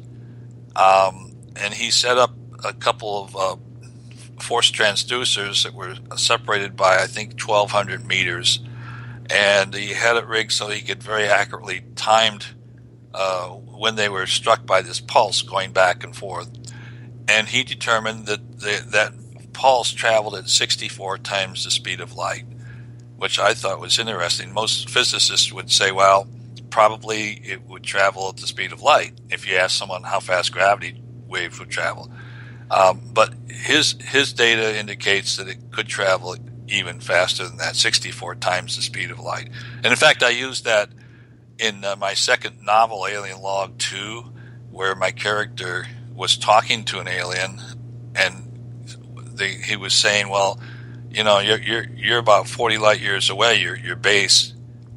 So you must have to operate autonomously here because, how can you get any decisions by the time you transmit a signal back to your base and they get an answer, it's 80 years later. And so Quellum, the alien he was talking to, excuse me, said, well, not really. We use a pulse beam. We have a gravity pulse wave, and that's our carrier wave. So they embed the signal on this pulse, which travels 64 times the speed of light. So that cuts down the time tremendously. So those are some examples of how you might create gravity, and some of the research that's been done in creating gravitational fields. Another concept that was presented again at AIAA, a couple of gentlemen from Romania, actually one of them that is now working in the U.S., they're aeronautical engineers. They propose that if you build a craft and you have plates, parallel plates that are spaced half a wavelength apart, and you bounce a wave of light, could be, or some kind of energy, could be microwave energy, let's say, that has a certain wavelength, and you space these plates to be half a wavelength apart, that as this wave is bouncing back and forth, it's losing some of its energy, which is converted into gravitons. In other words, this would actually create a gravitational field. And they presented this paper at AIAA as a possible propulsion system. So that pretty much sums up my knowledge of how to build a UFO, I guess you might say. Do you believe a lot of our current technology over the last number of years has come as a result of crashed alien craft, or do you think that's just the romantic story of how we've improved so quickly, especially through the 20th century heading into the 21st? Well, I believe that the day after Roswell, that book, that information is correct, and that that knowledge that was gained from crashed UFOs was indeed fed into industry without their knowledge of where it came from. I think that's plausible. The reason why I ask is there have been so many crashes that have happened and been reported, not just Roswell, but San Augustine, Shag Harbor, Kecksburg, to name a few. And we all believe that technology is hidden somewhere. Mainly everyone thinks it's at S4 at Area 51. And, getting a chance to, back engineer that equipment, do you think that that's how we've been able to keep more than up to date on what we are doing and where we are going? Many people also believe that fiber optics was created as a result of alien technology many decades ago. Yeah, I mean, that's certainly plausible. It'd be hard to prove, unless you actually knew for sure, if you had inside knowledge, but it's certainly plausible. Like I said, I believe the Day After Roswell book was probably right on as far as depicting how the technology, was fed from crashed records into an industry. Excuse me, I'm gonna have to drink of water here. No problem at all. Because there is a romantic side to this, if I can use that term very loosely, Dr. Farrell. Everybody in this field wants to tie everything to alien technology, and it always comes back to Roswell. However, do you think that we're not given credit for how much we've advanced due to our educational skills? Well, I don't know. If you look at the curve of technology, how it's curved up so rapidly over the last, let's say, 100 years, even, it's pretty remarkable. When you look at history of technology, and you go back 1,000 years, it was a pretty level curve for a long time, and then until we reached the Industrial Revolution period, and then it started going up, and now it's going almost straight up. We're developing things so fast that it's hard to keep up with it. In fact, if you're a scientist, you almost have to specialize in a particular area of science just to stay current, because so much is going on. One of the things I do, I subscribe to a magazine called Science News, and in fact, I've been getting that. It's a very thin magazine that comes out weekly, at least if you get the paper version. I get the e-version now, but I've been getting that since I was in high school. And it's really a great way to stay current on a whole field of just all kinds of science, from psychology to biology to anthropology to astronomy. And you get a little snippet of the latest discoveries for that week, basically. And so I recommend that to anybody that's really interested in trying to keep up with what's going on in the world with science. But we certainly, a lot of things we create, not everything we develop was fed to us by aliens. And whether they deliberately crash some of these things to feed us the technology or not is another story. In fact, that's one of the topics I get into in my lecture. I say, okay, now let's talk about why they crash. You would think that a civilization that's so advanced could build a craft that wouldn't crash, And so I asked the question, why do you think that is? And no one raised their hand, so I say, well, was anybody ever in the military? And then somebody will raise their hand. Well, what about it was built by the lowest bidder? Because they may still have that problem too, that there are these lower bidders that build these things for them and that they aren't quite up to snuff. But I don't think that's the reason they crash. Right? I think a lot of the crashes probably have occurred because they're relying on manipulating electromagnetic fields to create gravitational field propulsion. And so when they encounter a strong electromagnetic field, such as our radar, that might upset their propulsion system and cause them to crash. That's my theory. And in fact, I show a picture of a machine at Kirkland Airport. I think it's Kirkland in Florida, where they develop a lot of technology. And what this device is a electromagnetic beam, impulse beam machine. It pulses out a very strong electromagnetic beam, and it was designed to be aimed at aircraft to mess up their fly-by-wire system, cause them to crash. And Leah Haley, who she's an abductee, and she wrote a book about her experience. And she said she had been aboard a craft that crashed off the coast of Florida, just by this Air Force base. And years later, she was rescued. But years later, she was walking along the beach, and she took a picture of this thing up on the hill, and wondered what it was. And she put it into her lectures. And after a couple of years or so, finally someone came up to her afterwards and said, I can tell you what that is. That's an electromagnetic beam pulse beam weapon used to disable aircraft.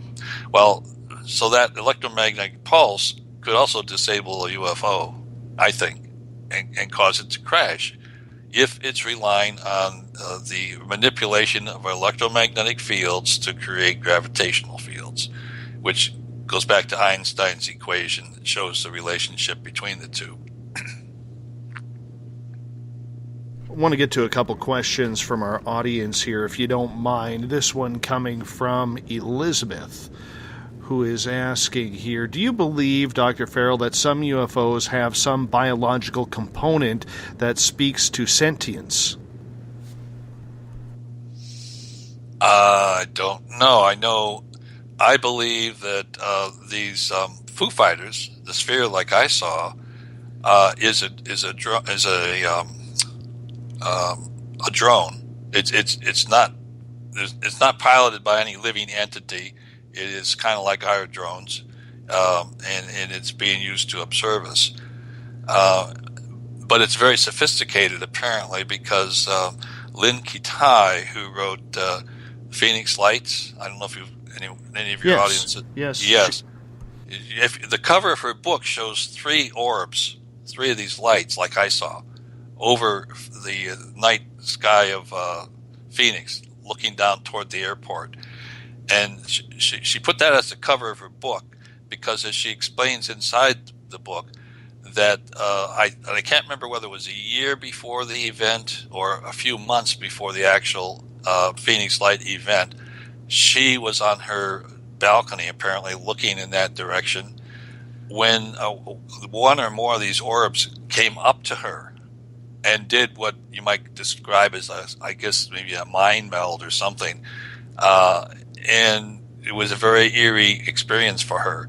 And so when the Phoenix Lights occurred, she really was interested, to the extent that she did an excellent job of researching that whole thing and finally publishing it, with the risk of jeopardizing her medical career. But so these are very sophisticated drones, I think. Now, I don't know if that answers the caller's question, but this is not a biological entity, in my opinion. These drones are just drones. So I'm not sure exactly what she meant by sentinel beings. Is that what she said? Yeah, sentient beings. Sentient. Like godly. Yeah. Well, I believe that these beings who are monitoring us and probably created us are closer to God than we are. And in fact, again, in my novels, there's a discussion that takes place where the human is talking to an alien about that God, and the alien points out the fact that their scientists a long time ago confirmed that there is a God scientifically, and so they but they didn't call God; they called it Creator. There was a Creator, and that they definitely believe in a creator. Follow-up question from Liz for you. She says, do you then believe that UFOs create a gravitational wave field in front of them and basically fall into their own gravitational wave field as a form of propulsion? Well, sort of, except I believe it's a negative field. They're falling away from it. But they probably, let's imagine that you had a negative field behind you pushing you along, and in front of you, you have also a negative field, but not as strong. So the net sum force is one that's propelling you forward. But that negative field in front of you then allows you to travel without creating this shock wave that I described. So that you're surrounded by a gravitational field, but it's stronger on one side of you than it is on the other, and that's causing your craft to move, in a particular direction. Corey is asking, she says she would like to think that anything that moves back and forth even slightly would make its own gravitational field. Would you agree with that? Yes.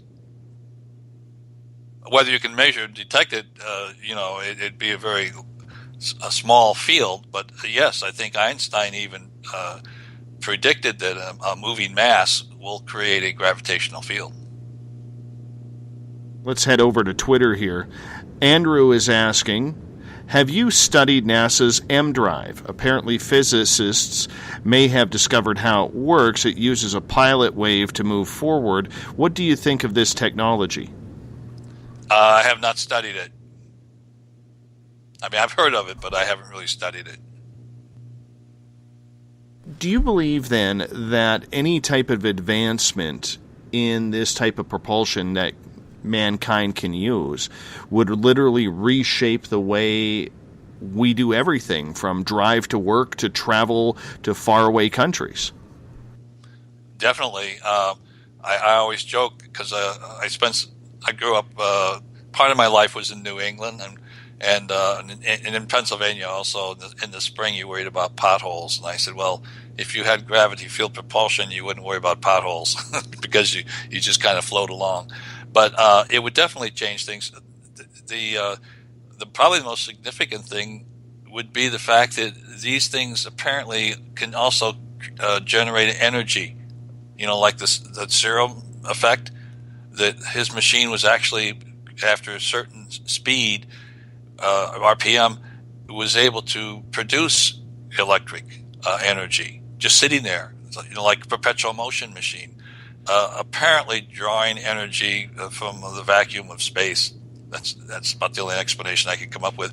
And in fact, that one experiment that I told you, where the Russians would build about an 800-pound version of this, one of the things they noticed that there were like columns of, as you take a meter to measure the magnetic field strength, as you walk away from this machine as it's running, you run into, like they call them, walls of a higher magnetic field, something like 1,000 times higher than the Earth's magnetic field, that where maybe 3 inches, the walls were like 3 inches thick, and then you keep walking, and you hit another one, and another one, and another one, and I forget how far they're spaced. I'm thinking 20 inches apart or something.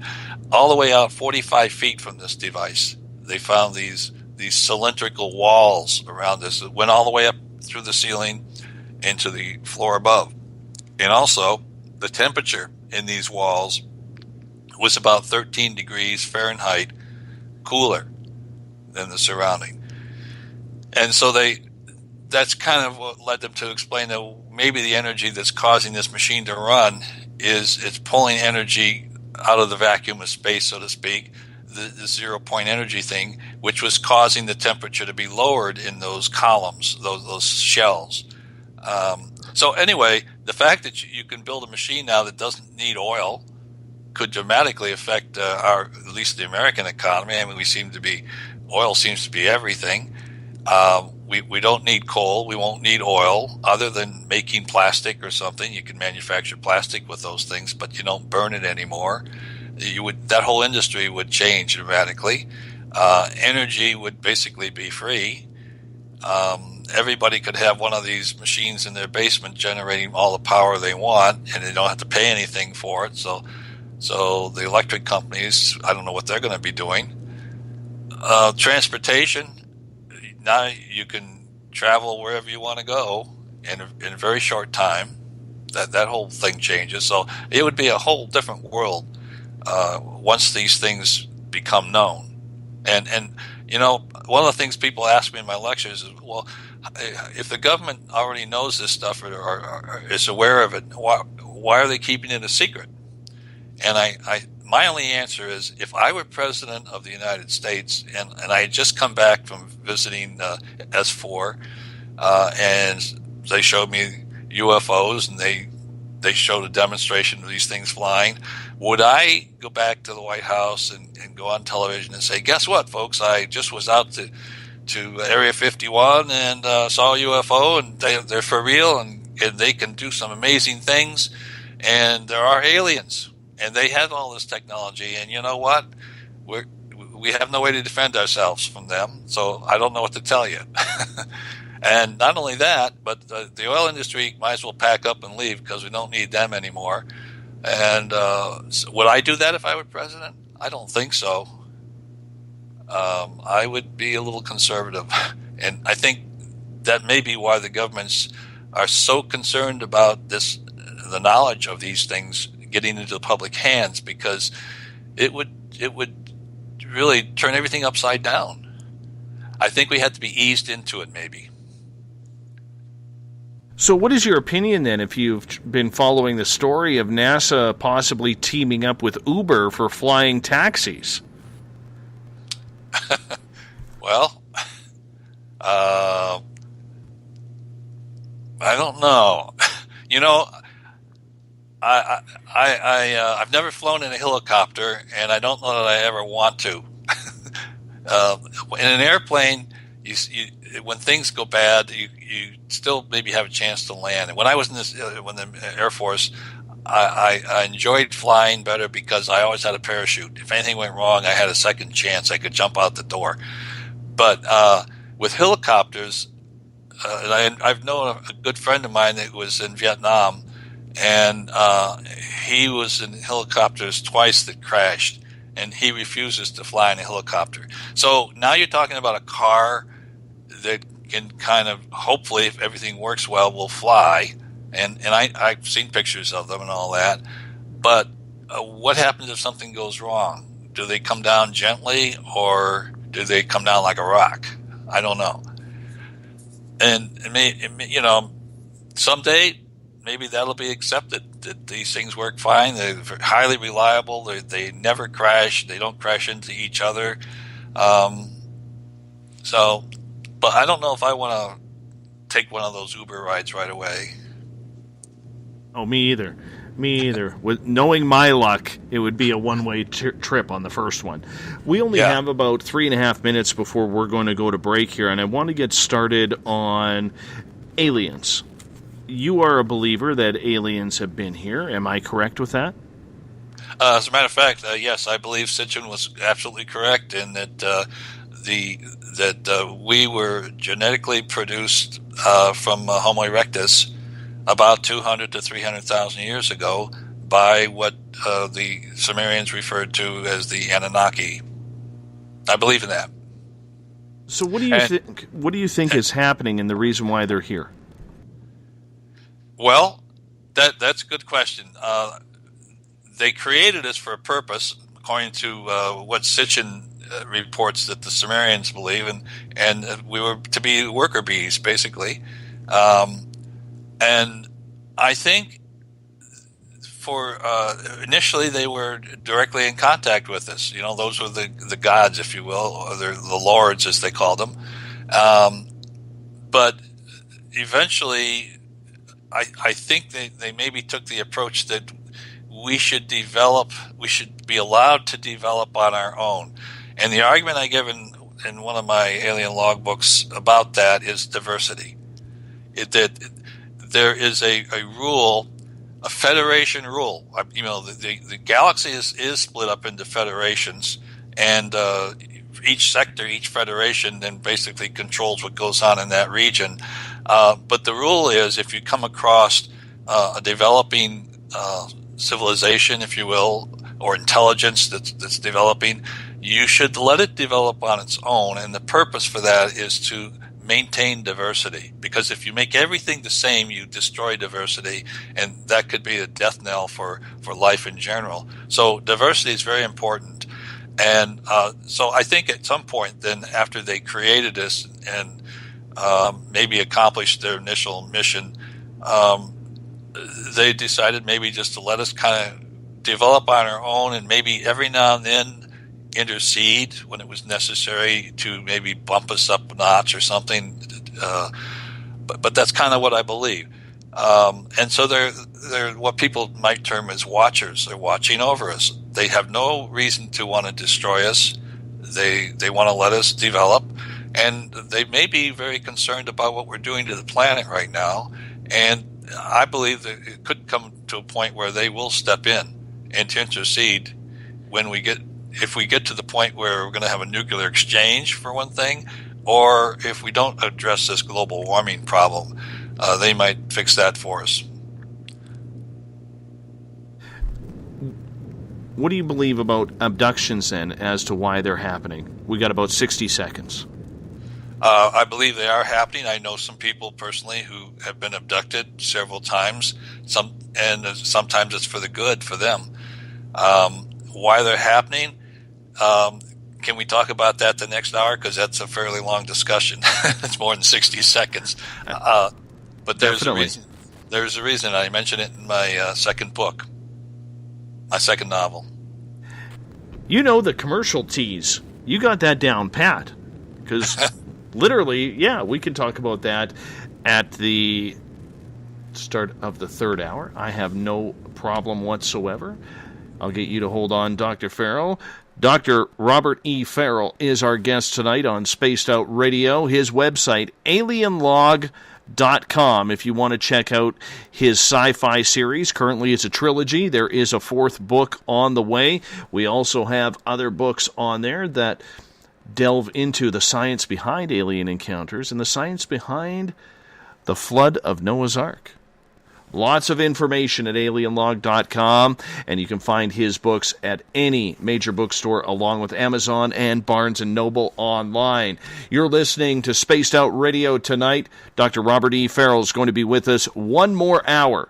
That's a good thing. We're learning a lot tonight, and I hope you're enjoying yourself. Remember, if you're in the Spreaker chat, give the like on this show. The more likes, the better.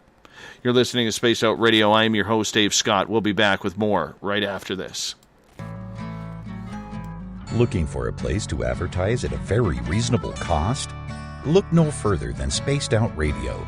SpacedOutRadio.com has an advertising tab that you can click to check out our daily, weekly, and monthly packages to play on the radio, or our website including social media. From commercial spots to banners, we have it all. Check out our competitive pricing today.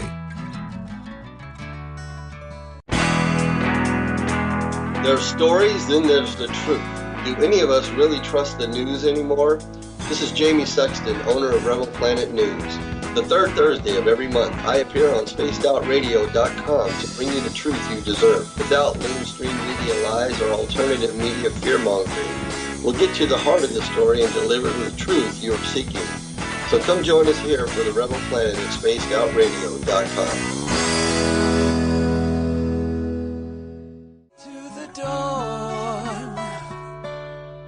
We're lighting the void on Saturday nights on Spaced Out Radio. Hey, this is Joe Roop, and I'm hanging out in SOR headquarters every Saturday night, bringing you the latest news when it comes to the weird and strange. Bigfoot, occult, UFOs, ghosts, and everything in between, I got you covered. You can tune in to SpacedOutRadio.com starting at 9 p.m. Pacific, midnight Eastern Time. Come travel into the void with us on Spaced Out Saturdays.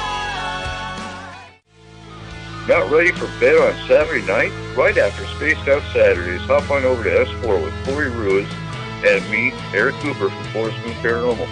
With S4, there are no limits to what we try and uncover. From government conspiracies to helping clean up the paranormal, no topic is safe on S4. We get to the heart of the matter.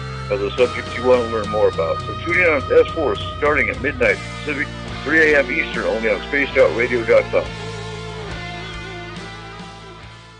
Visit purpleplates.com today. For over 40 years, the Purple Energy Plates have been delivering amazing results for their many customers.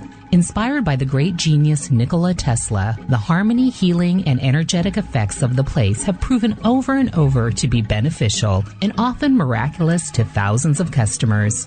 Check their site for daily specials and choose from their many energy products. You won't be sorry. Visit them today at purpleplates.com. Hi there, I'm Butch Witkowski, lead investigator with U4Cop. On the final Monday of every month, you can listen to me and host Dave Scott on Spaced Out Radio's Strange Days. We're going to get to the heart of the matter when it comes to what's happening out there. People are seeing and experiencing things from ET contact to Bigfoot, and I want to hear about it. Your experiences are what we investigators need to help solve these unknown mysteries, so tune in at spacedoutradio.com to the final Monday of every month from Butch Witkowski's Strange Days.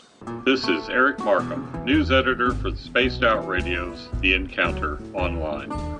We have put together a great team of writers and journalists from all over the world to bring you top-quality paranormal stories, from alien encounters to the latest conspiracies. You won't find any of that fake news here. True stories and top-notch reporting as we look to bring these experiences to the mainstream. The Encounter Online, only at spacedoutradio.com. Do you want to know the truth? Do UFOs exist? Are aliens real? Are the governments hiding the biggest secret in history? We're UFO seekers, and we're on a hunt for the truth. Subscribe to our YouTube channel and follow along with us as we journey across the United States, visiting UFO hotspots and alien hotspots, trying to document the UFO phenomenon.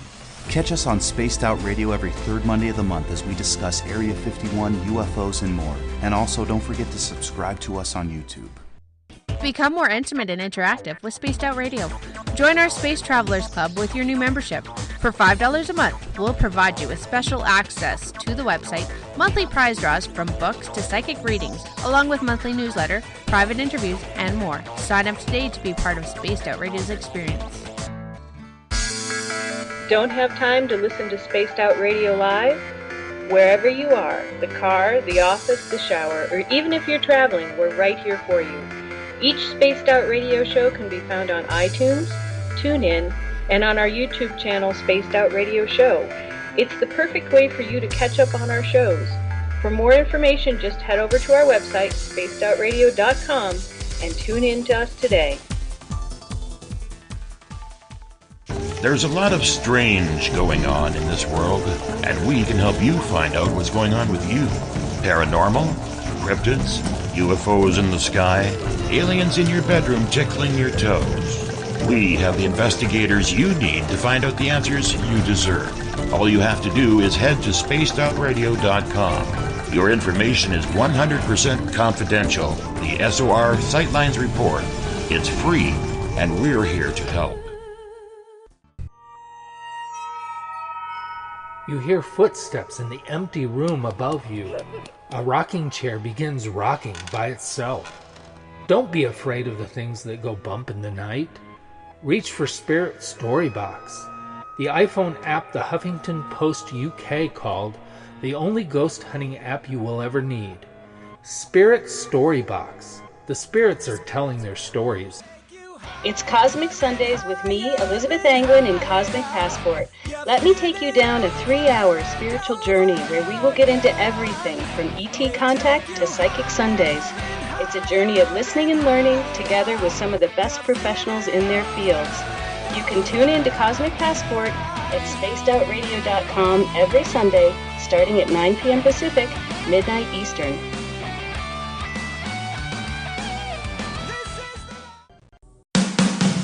The views and opinions expressed by tonight's guest and topic of discussion do not necessarily represent the official policy or position of Spaced Out Radio, Spaced Out Weekend, Spaced Out Radio Limited, its hosts, syndicated carriers, or anyone associated with this broadcast. You're listening to Spaced Out Radio with Dave Scott. Follow Dave on Twitter at Spaced Out Radio and hashtag Spaced Out Radio. And on Facebook, Spaced Out Radio Show. Now, back to the program. Welcome back to the third and final hour of Spaced Out Radio. Tonight, I am your host, Dave Scott. Great to have you with us. Tomorrow, we head into the forests of Colorado, where we talk with Sasquatch researcher Mike Johnson.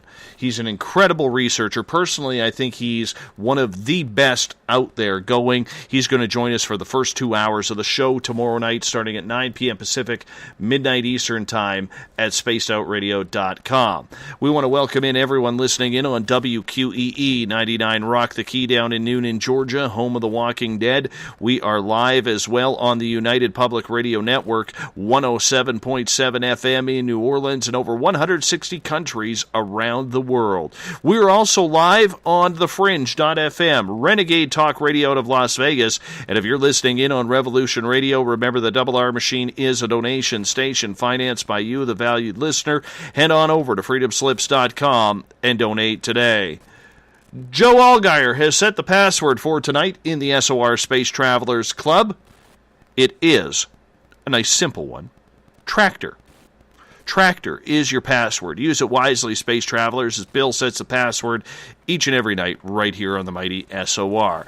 Now, if you want to follow us on social media, you can do so on Twitter at Spaced Out Radio. Use the hashtag Spaced Out Radio if you want to connect live with us during the show as well. Give our Facebook page a like, Spaced Out Radio Show. You can also join us for live chat in the SOR Space Travelers group.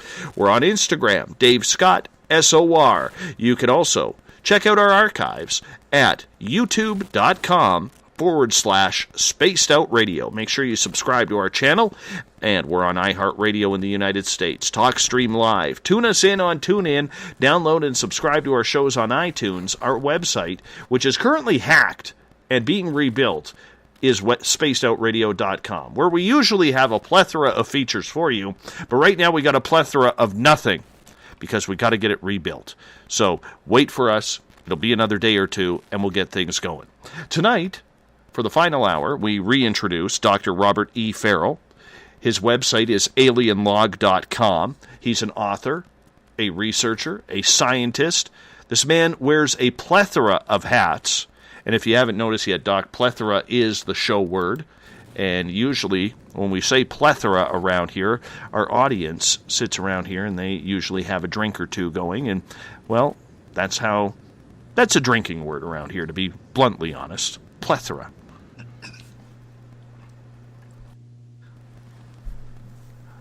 Right before the break, we were discussing with you and just getting into a topic about alien abduction and the reason why it's happening, and it's happening both on a benevolent and malevolent level. What have you learned about researching alien abduction? Well, I have a friend that I had the fortune to spend a couple hours with her in a car. I was down in Roswell. It was around 2005, I think. I gave a lecture there, and she was down there also giving a lecture, and she was an abductee. Gloria Hawker, you may know her. She wrote a book called Morning Glory. It was about her experience, and I think she'd just come out with a sequel to that. But I was in the midst of writing my second novel, Alien Log 2, The New World Order, and in that second novel, one of my characters, Corey, who is an astrophysicist, accidentally gets abducted, and when he is released, he has an implant in his ear. And Gloria had implants, so I was curious as to what they were like, what they looked like, and she described them to me, which is how I described them in my book then. But and I can't remember whether she told me this story or if it's in her book. But she had told me once she'd been abducted frequently, and one time her daughter she had polio. Let me back up a little bit here. My older sister, also had polio back in the 40s, and they're finding now that people who've had polio after maybe 40, 50 years, they start having reoccurring symptoms of polio. And my sister's going through that also. She's got to start wearing braces on her leg. And that's what was happening with Gloria. She said that she she got to the point where she had to wear braces again. And her daughter was getting married, like in a day or two. And so she was abducted that night, and the alien was sensitive to the fact that she was unhappy and kind of asked her, well, why are you unhappy? And she explained, well, I have to go down the aisle with my daughter, and I've got to wear this brace. And so I really, didn't want to have to do that. Well, so she wakes up the next day, and she gets up, and she finds out she doesn't have to put a brace on anymore. They fixed her. And so there are a number of stories, I understand, where people have been abducted, and whatever ailment they have or had was corrected. So that's kind of a benevolent thing that they do, and I believe that. In my second novel, Alien Log 2, The New World Order is the subtitle, and so that kind of leads into why they're abducting, because Corey, my astrophysicist character, is accidentally abducted, and so he's meeting with his abductor aboard their craft, and Quellen is the alien. He's a Nordic, and he if you're talking to him, he's kind of teaches in a Socratic method. In other words, if you ask him a question, he sometimes won't answer directly. He will ask you a question and force you to think out the answer for yourself. So anyway, Corey's having a discussion with Quellen, and Quellen is kind of embarrassed that he was accidentally abducted, and so we'll answer most of the questions that he asks, knowing that he can kind of erase them from his memory before he lets them go. Well, one of the questions Corey asks is, why are you creating hybrids? And Quellen says, well, to usher in the New World Order. And Corey says, well, what's that? And Quellen goes on to explain how the New World Order, which is another form of government, very much like what we have in the United States, but in my opinion, much better. Let me describe it. In the States, we have the representatives, senators, and president. And right now, in the States, the representatives serves 2 years and can get reelected over and over and over again. And senators serve 6 years, and the president serves 4 years and can get reelected in all cases many times. In the New World Order, it's a world order, but it's patterned after what we have, except for one thing. All elected officials serve a single 4-year term. So when they go to Washington or wherever they're going, don't even think about getting reelected. Just go and do your job. So now the representatives, the House of Representatives, comes from a pool. Every district, every resident who lives in that district from the age of 25 till 95 is registered, just like the old draft system during a war. And so when it comes time, let's say 3 months before the term is up for the present representative, the computer automatically sends, half a dozen or a dozen letters out to people in that district. And the letter says, congratulations, you've been selected to run for Congress. You have 30 days to appeal. And because some people may not be able to or have a good reason not to. So after the appeal process, then the election is relatively short, maybe a month or two. It's funded, it's publicly funded, and tightly controlled as to what they can do. And then once the election's over, the winner goes to, in our case, would go to Washington. If it was if that was going to be our new government here in the United States, the winner would go to Washington for 2 weeks for indoctrination and orientation, and then they would go back to their district and they would stay there, except for maybe once a year they might go for some kind of a conference or something. But there's no reason, when you think of it, for the politicians to all be gathered in one place today with the technology we have today. Why do we have them all gathered down in Washington? It just doesn't make sense. So in the New World Order, they wouldn't. They would stay in their district. They would have, let's say, monthly town hall meetings where they would solicit ideas and also report on what's happening. And their pay would be based on the average pay for that district. So now when 4 years is up, they're done. And maybe they decide they want to run for Senate, because in order to run for Senate, you have to have been in the House of Representatives. So they're eligible. So they throw their hat in the ring, so to speak, in this case. And then, again, about 3 months before the election is to occur, a certain number of hats are drawn out at random, and those people are notified that they have been selected to run for the Senate. And the process is the same. Controlled elections, the winner goes to Washington or the seat of government for orientation, and then comes back and stays in their state or whatever it is. Again, because there's no reason for them to all be down in Washington. It will be there would be very little influence by people like lobbyists, for instance. It would be illegal for a lobbyist to benefit any politician in any way, financially or otherwise. They would go to jail.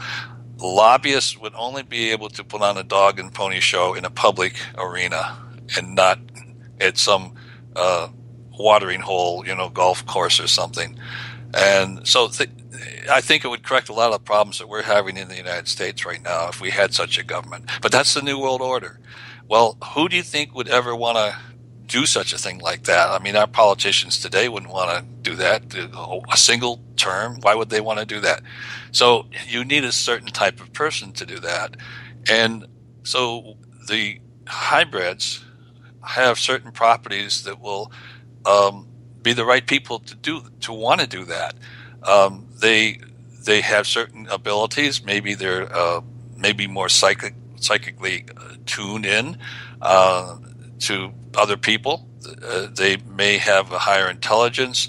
They have, and also they will tend to be people who are not self-centered, who might be more willing to do something for the good of the many instead of the good of their own pocket.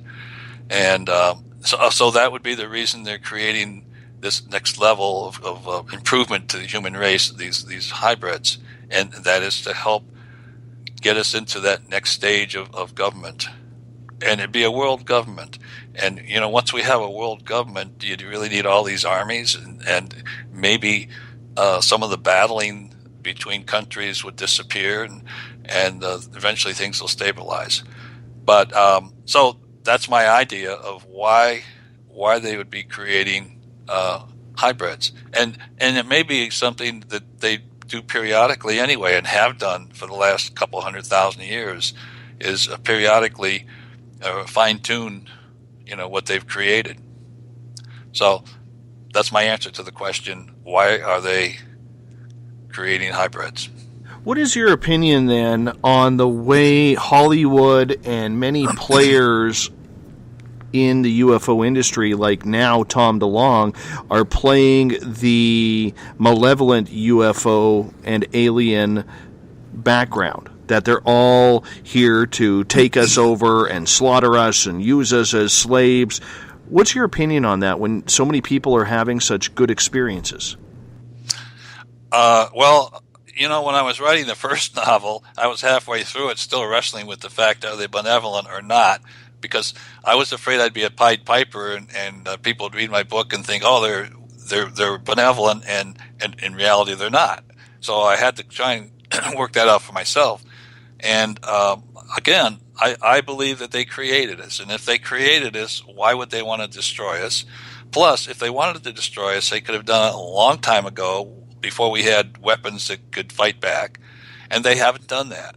So I really think they're here to watch over us, to protect us. They have no desire to destroy us.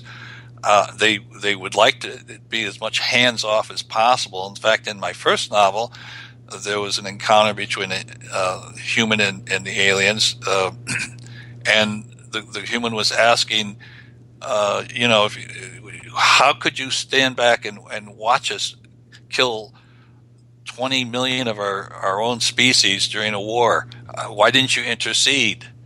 And the alien said, well, if you have a couple kids and they're fighting, you really kind of have to stand back and let them work it out for themselves. And that was the argument for not stepping in when we had these horrendous wars and everything. So I think as far as the evil part, I think when people are abducted and they go through exams, physical exams, that may seem to be cruel, but how would a rabbit think of us when we're studying the rabbit and then poking him with needles and stuff? The rabbit probably doesn't get too pleased about that, and so that's the way I look at abduction. Of course, I've never experienced it myself, but it would seem to me that what they're trying to do is do some research, and for our own good, perhaps. And they don't really mean to hurt us. Maybe they do. Maybe they don't understand they're hurting us. But they're not. That's not their intent. Their intent is to gather data to maybe improve us. So I don't see that as a malevolent act. It's perhaps more benevolent than malevolent. These stories of these horror stories that you run across every now and then, I don't know what to think of those. I think if we do have a federation and that there are rules within the federation, I'm talking about a galactic federation, that there may be certain rules that, you can come and look and you can see, but don't touch, And so if there's a alien race that's interacting with us in a mean way, then maybe someone will step in and correct that. I don't know. And in fact, in alien log number 3, the Dulce affair, that's exactly what happens. Is in the story. Most people are probably familiar with the Dulce, New Mexico, and about supposedly an underground base there, and what's going on. And basically that's where my story occurs in Alien Log 3, where Wendy and Corey are enlisted to go down there and solve a problem. And I thought that'd be the end of the trilogy because I figured they'd never get out of there, but I figured out how to get them out. Or maybe they figured it out. That's one of the things, if you start writing fiction, anybody who writes fiction will tell you that eventually the characters kind of take over and the story just kind of drives itself.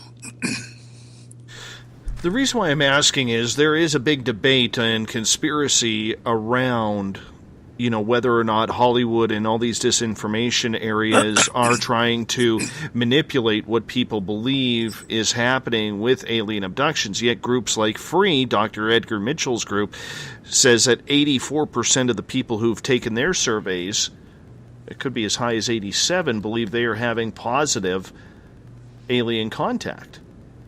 And it just, honestly, it doesn't make a lot of sense when we're hearing, so much negativity going on from other sources. And that's the idea that people have because, let's face it, everybody believes television shows. Everybody believes Hollywood, and there's people, like I said, like with Tom DeLonge, who seem to have a lot of pull as to what is going on in the public perception. So do you think more research is needed for the public in general, not so much for you or me or somebody like those lines who is kind of well versed in this, but do you believe that more research on the public is needed to show that there is the public perception may be skewed because of alternative mediums? Yeah, well, I belong to MUFON, and it has 3 missions. And I believe I'm probably fulfilling one of those, and that's to educate the public. That is my mission. I didn't choose it, but that seems to be what I'm compelled to do now. So that's one of the missions of MUFON, is to educate the people. But they also now have, and this is fairly new because I think 10 or 20 years ago, I don't think they would even talk about abductions. But now they actually have a lady who is doing serious research with abductees to get together information, and I would imagine that it will be eventually released through MUFON to the public somehow through their education process. And it's Betty Hill's niece who's now heading that up. Kathleen Martin. Yes. Yes. Exactly. Yeah. So there's active, there's a lot of activity, official activity, at least within MUFON, to study this abduction phenomena, and I would imagine that it'll be collated and made available to the public, and either just on volunteer, if somebody's curious, they'll go look at it, or maybe they'll be actually going in a public forum and saying, "Look, here's the information we have," and or maybe the movies will start showing more realistic information about abductions. I don't know. What's the purpose of continued abductions? If they're here for DNA and here for testing, why take people numerous times? I mean, we've all heard those horror stories where people are taken once every few days, and this goes on for years. Yeah, I guess I don't know why every few days. I always thought it was just to monitor their development. They would start at a very young age as a child, or I read one place they even think before they're born, but let's say they start when they're a young child, and they're monitoring their development, and it's within a family. I mean, this is a grandmother and so forth went through this, but they monitored the growth development, which would be a reason maybe to abduct them once a year. I don't know why you'd have to do it every few days. Now, if it's an education process, maybe they're going and being educated. People have said that they're shown, if you will, films of disasters and kind of like to warn them of what's going on, and that if we don't do something, we're going to have all these bad things happen, like horrendous hurricanes or fires. But I don't know. Do they have to do that every couple days? To abduct them and educate them? I don't know. I had a thought on cattle mutilations, because that was a topic. You don't hear too much about that anymore, but that was a few years ago. The big thing was, why are they mutilating cattle? And in my second novel, a couple of characters are having a discussion about that. One of them knew the answer, and he said the reason they're mutilating cattle is they're sampling the cows because they're in our food chain, and they're concerned about the effects of our pesticides and fertilizers and what have you that we put on the ground that the cows eat, and then we then eat the cows. And that's the reason that they were monitoring cattle in a way that they were, by taking their blood and some of their other organs. That's the only explanation I can come up with as to why they would be doing that. And so I put that in my book. When it comes to cattle mutilation, I mean, we've seen it so sparse. It seems to happen in certain areas. We've heard about it in Texas. And up here in Canada, it seems to happen in the prairie provinces, most namely Saskatchewan. It doesn't seem to happen absolutely everywhere. Why do you think it's only happening in certain places? I don't know. I know, like around Dulce, New Mexico, it was a big problem in that area, with the farmers in that area. And if indeed there's a base there, an alien base underground, maybe in these other areas there are bases, and so it just happens to be that they're getting the cattle that are near their base because it's convenient. I don't know. Could the same thing be said for crop circles? Have you ever looked into those? Well, I consider that a form of communication. And I talk about that in Science Behind Alien Encounters lecture, I get to a portion where I talk about contact. Why hasn't there been contact? Excuse me. And I point out there's a few good reasons why there wouldn't be overt contact. Dr. Jacobs, who's a historian, he's retired now, but he wrote one of his latest books is called The Threat. I don't know if you've read it. And he studied abductions, and I don't know if he's actually done hypnosis himself, but he had a lot of data on it. And so he wrote this book about abductions. In the very last page of the book, he talks about his feeling of dread and remorse about this whole process of abductions. And it so happens about a week later, I was at a UFO conference, and at the luncheon table was a round table. Bud Hopkins was sitting right next to me on my right, and Jacobs was sitting across from me. And so I took the opportunity. I said, why do you have such a feeling of remorse and dread about this whole thing of abductions and all that? And he said, well, history has shown that when a more advanced civilization interacts with a less advanced civilization, that the less advanced civilization basically disappears. And, of course, that would be us. So he, I think, was concerned that maybe this was a process of eventually taking over the human race, replacing us maybe, and that, therefore, we, as we know ourselves, would disappear.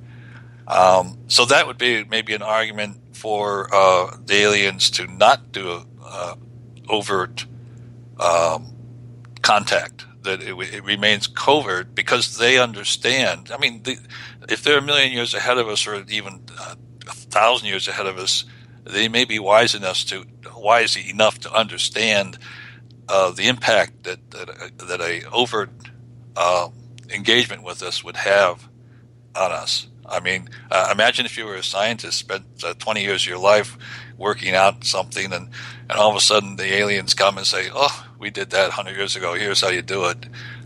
So how would you feel? So it could be demoralizing to suddenly have a overt contact with them. That would be another reason why it hasn't occurred. But then I say, well, but maybe they are contacting us, and I point to crop circles. I say signs on the ground, and some of them, as you probably know, are pretty elaborate mathematical signs. Some of them are fractal geometry, which is kind of a form of mathematics. And I joke almost that maybe they're testing our intelligence to see if we're ready to communicate with them yet. So, but the bottom line is, I think it's a form of communication that they're passing information on. I've never been in a crop design. I'd like to do it someday, but I know some people who have come to my lectures. They've told me they've been there many times, and it's quite an experience. I was actually just writing down right before you said that, are crop circles some sort of mathematical equation that we haven't figured out yet? Yes. Well, I don't know if all of them are, but I know there's a lot of people studying them, and supposedly there's at least one or two that they've studied, and the result was that they've come up with a new identity, or trig identity, or some geometric theorem that was developed as a result of analyzing a crop circle. So to that extent, I guess they're teaching us.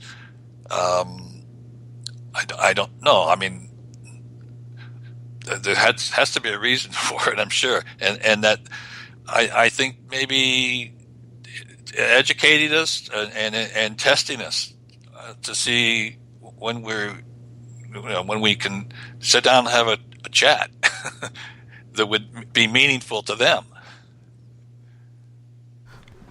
Andrew has a question on Twitter. He is asking, Dr. Farrell, the term New World Order carries a lot of baggage, yet you choose to use it in your novel. Could you please explain the reason for using that catchphrase when many other ways of explaining a new government could have been used? Well, all I can tell you is I regret using that phrase. So I agree with him. I should not have used that, but unfortunately I did. And it's part of the title of the book, so I can't change it.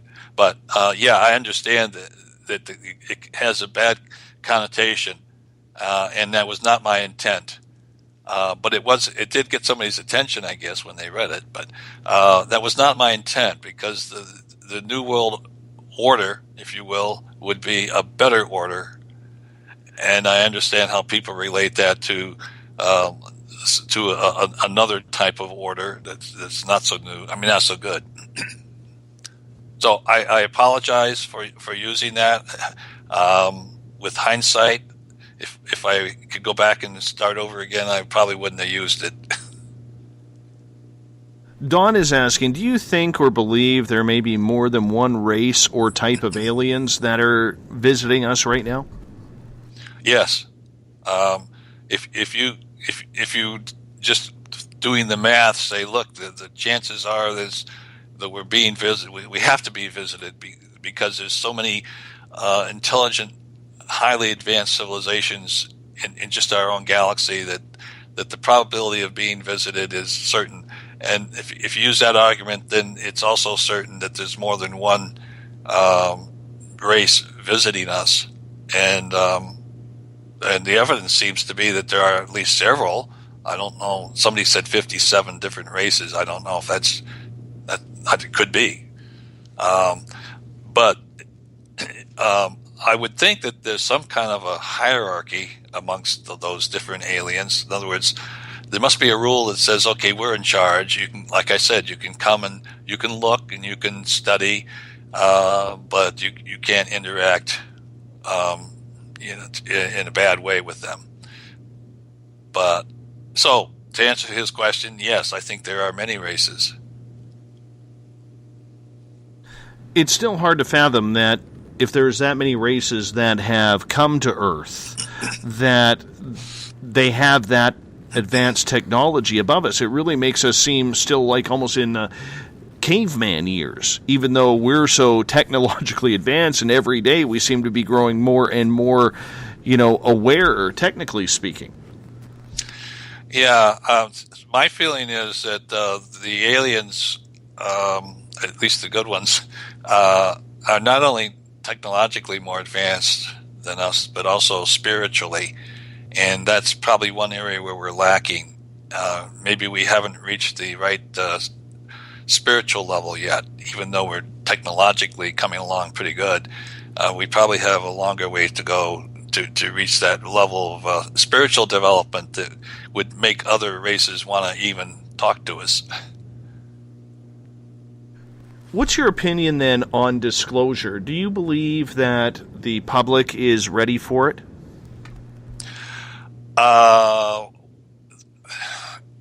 I don't think they would be afraid of it, because that was the theory back in the 40s that, well, we just came out of a war, there's war nerves, and we don't want to mention it now because people will panic. I don't think that's true. I don't think people would panic. I think the problem would be how it would affect us technologically.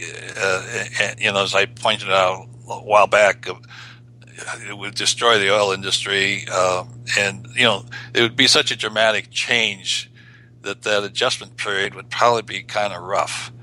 But it wouldn't be a problem as far as we'd be afraid of them. I don't think that would be a problem. There's a lot of people out there, and I put myself in that category, that believe that, opening up disclosure to the public is really opening up a Pandora's box, because it really is going to make people question the government and what they were hiding. It's going to make people question religion, because so many religions have denounced alien life as being demonic, and I don't think a lot of people are ready for it, especially if they come in here showing free energy type technology and maybe they hand it over as a gift. Who knows? It's going to put a lot of people out of work too, who are involved in the, mineral and mining and gas industries. Well, project about 1,000 years from now, or maybe only 100 years from now, when all the energy we need is provided, and as a result, maybe and things are pretty well automated, so all the food we need is provided, shelter is provided, so there's really nothing that you need.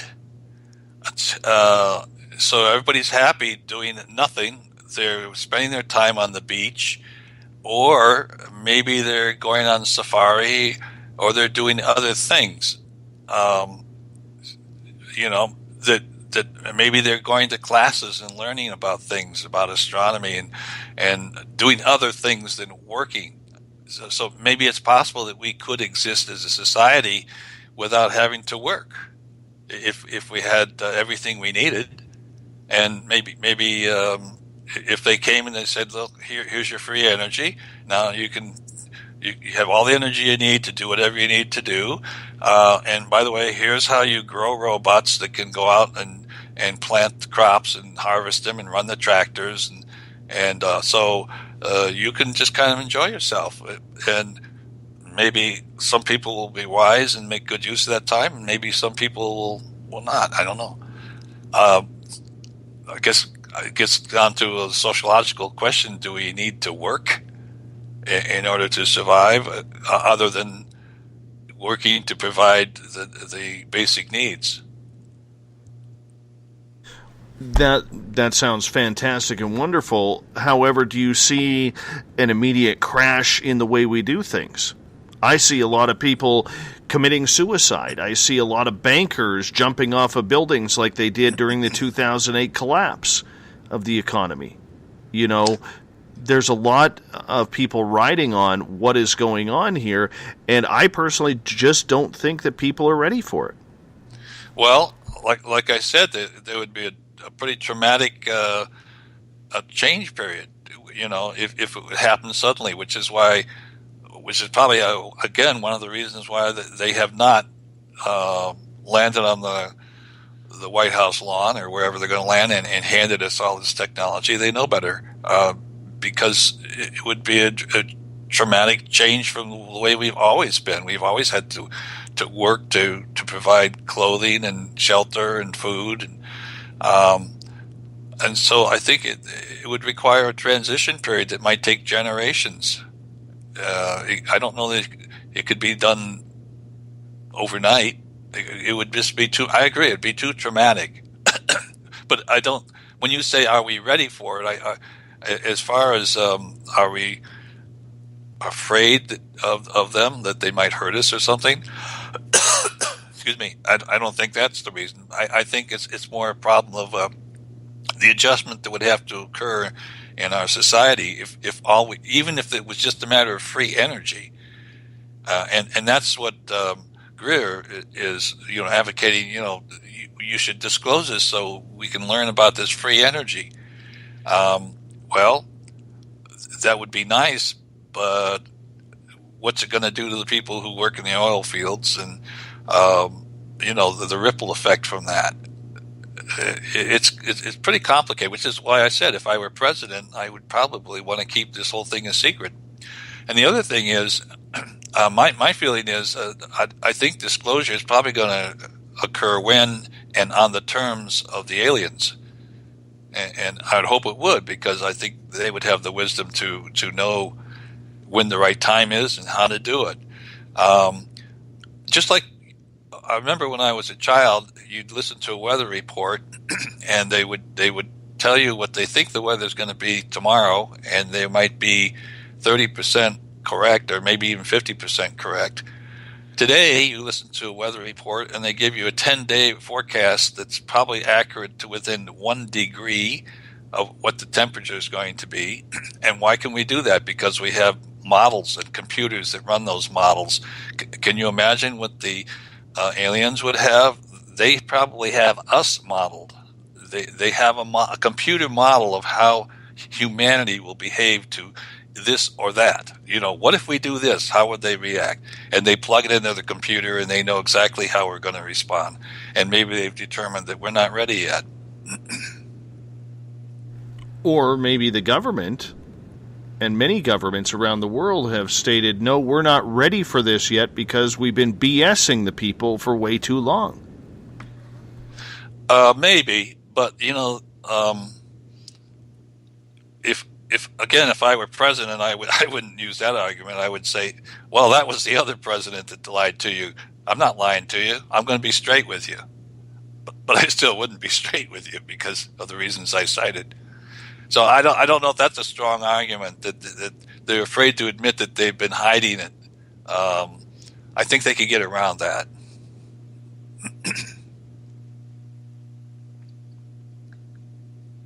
When you look back in history, have you ever studied on what presidents know about UFOs and alien contact? All I know is the sightings that presidents have had and either reported officially or not reported officially. Just like Reagan and Carter, for instance. And then supposed stories about Reagan, actually being taken and shown craft. That's the story. I don't know if it's true or not. All right. Let's switch gears here for a second because we did talk earlier about wanting to spend some time on the idea of your book, which is called The Science Behind Noah's Flood. Could you fill us in on this? Yes, I'll try and summarize it. Let's see, we only have about 10 minutes, right? 12 minutes exactly. Okay. Well, I developed an interest in this topic primarily from, again, Zecharia Sitchin's 12th Planet. And in fact, I spend a whole chapter in this book talking about what Sitchin had claimed in that book and going through item by item, applying the last 40 years of science and technology to show that everything he had said has come true and is right. So, and one of the things he said was he believed that the Noah's flood was the result of a mega tsunami caused by the ice that was collapsing into the Indian Ocean as we came out of the last cold cycle. The glaciers were we had reached the peak of the glaciarization, and so we were coming out of that ice age. And he thought it was like 13,000 years ago, and he tried to tie it in with the periodic arrival of Nibiru every 3,600 years. And he thought that maybe the gravitational influence of Nibiru caused this massive amount of ice that had accumulated in Antarctica to become unstable and begin collapsing. And that was what caused the mega tsunami 13,000 years ago. So that piqued my interest. And so that's what led me to start researching that. And I found a graph that gave sea level rise, or the sea level, over a period of 20,000 years. And there was a period about 14,700 years ago, if you look at that graph. And by the way, 14,000 or 15,000 years ago, sea level was about 370 feet lower than it is today. And if you look at the depth of the Persian Gulf, the deepest area is 150 feet. So that would say that about 14,000 to 15,000 years ago, the Persian Gulf was a lake. And indeed, it was fed by 4 rivers, just like the Bible says. But it was a lake that drained down into the Indian Ocean. But 14,700 years ago, there was an abrupt rise in sea level of approximately 100 feet. And the data, you can't tell too well by the data because it's just kind of clustered, but you could imagine it's almost straight up and down. And a very well-known glaciologist, I can't think of his name right now, had commented that as we were coming out of the glacier period, that there could be abrupt sea level rises as a result. That could be very, very fast, a very short period of time. So, at the time that this was happening, the sea level was much lower, as I said, because so much ice was locked up in both poles. And in fact, the ice on the eastern edge of Antarctica was 45,000 feet thick. That's higher than Mount Everest, 8 miles. And it was sitting on the edge. And if you look at a topographic map of Antarctica, you can see that the terrain, slopes toward the Indian Ocean. And if you imagine that's where most of the ice is accumulated, and then you also notice how far away it is from the center of the axis of rotation, the South Pole, and you kind of draw a map and look at where the center of that mass is. It lines up on the 60th longitude, and then you follow that 60th longitude, and it leads right into the Strait of Hormuz as we have today. But so we come into a warming period called the Bowling-Alarod period, or dramatic warming period, and we're experiencing that now. Where about, I think it was 2003, there was an area about the size of Rhode Island over on the western tip of Antarctica. It was an ice sheet, and the ice sheets are floating on the water. But it suddenly broke up. Over a period of 1 month, it completely disintegrated. And this was an ice sheet size of Rhode Island. So you might say, well, so what? It was already floating on the water, so that didn't harm anything. And that's true. But the thing is, these ice sheets also hold back the glaciers that created the ice sheets. So there's a glacier that's being held back by that ice sheet. Once the ice sheet's gone, the glacier speeds up. And you couple the fact that you take the brakes off with the fact that you have a warming period. So on the surface of these glaciers, you start forming pools of water, which eventually become lakes of water, and they find cracks and they drain down into the bottom and they form a lubricant. You put those two together, and now this accumulation of ice can dramatically accelerate and start cascading into the water. And so I visualized this 8-mile high ice sheet sitting on land that's now cascading in, and you've seen the calving. You've seen pictures of these glaciers when they're calving, and these glaciers you've looked at on movies are probably only 1,000 feet high or less. I'm talking something that miles high. The amount of energy that they would release when they fall and they calve would be tremendous. It would shake the Earth's crust, and if you look at, and I spend a little bit of time describing what a tsunami is. A tsunami is basically a manifestation of energy that's released into the ocean. The energy can take the form of a meteorite, asteroid, or something crashing into the water. It could be a land mass collapsing into the water. It could be ice sheets collapsing into the water, or it could be a shifting of tectonic plates, as what happened in near Thailand a few years back. But anyway, so think of it as a release of energy. So imagine this huge amount of energy now dumping into the Indian Ocean. And there's evidence in the form of ripples, if you would, giant ripples of the bottom that indicate that there had been a mega tsunami that passed through the Indian Ocean. So here's Noah. 14,000 years ago, Stone Age, well, not a Stone Age, he's a hunter-gatherer 14,000 years ago. There is this mega tsunami, and it travels up what was a ravine that was eventually carved out into the current Strait of Hormuz, and travels up the Persian Lake, mixing salt water and seawater. And Noah has been warned of this. If you believe that the Anunnaki were there then, and they were the gods that's in the myths that you read about, there are several different versions of the myth that led to the story of Noah in the Bible. And they talk about this water rising from the deep.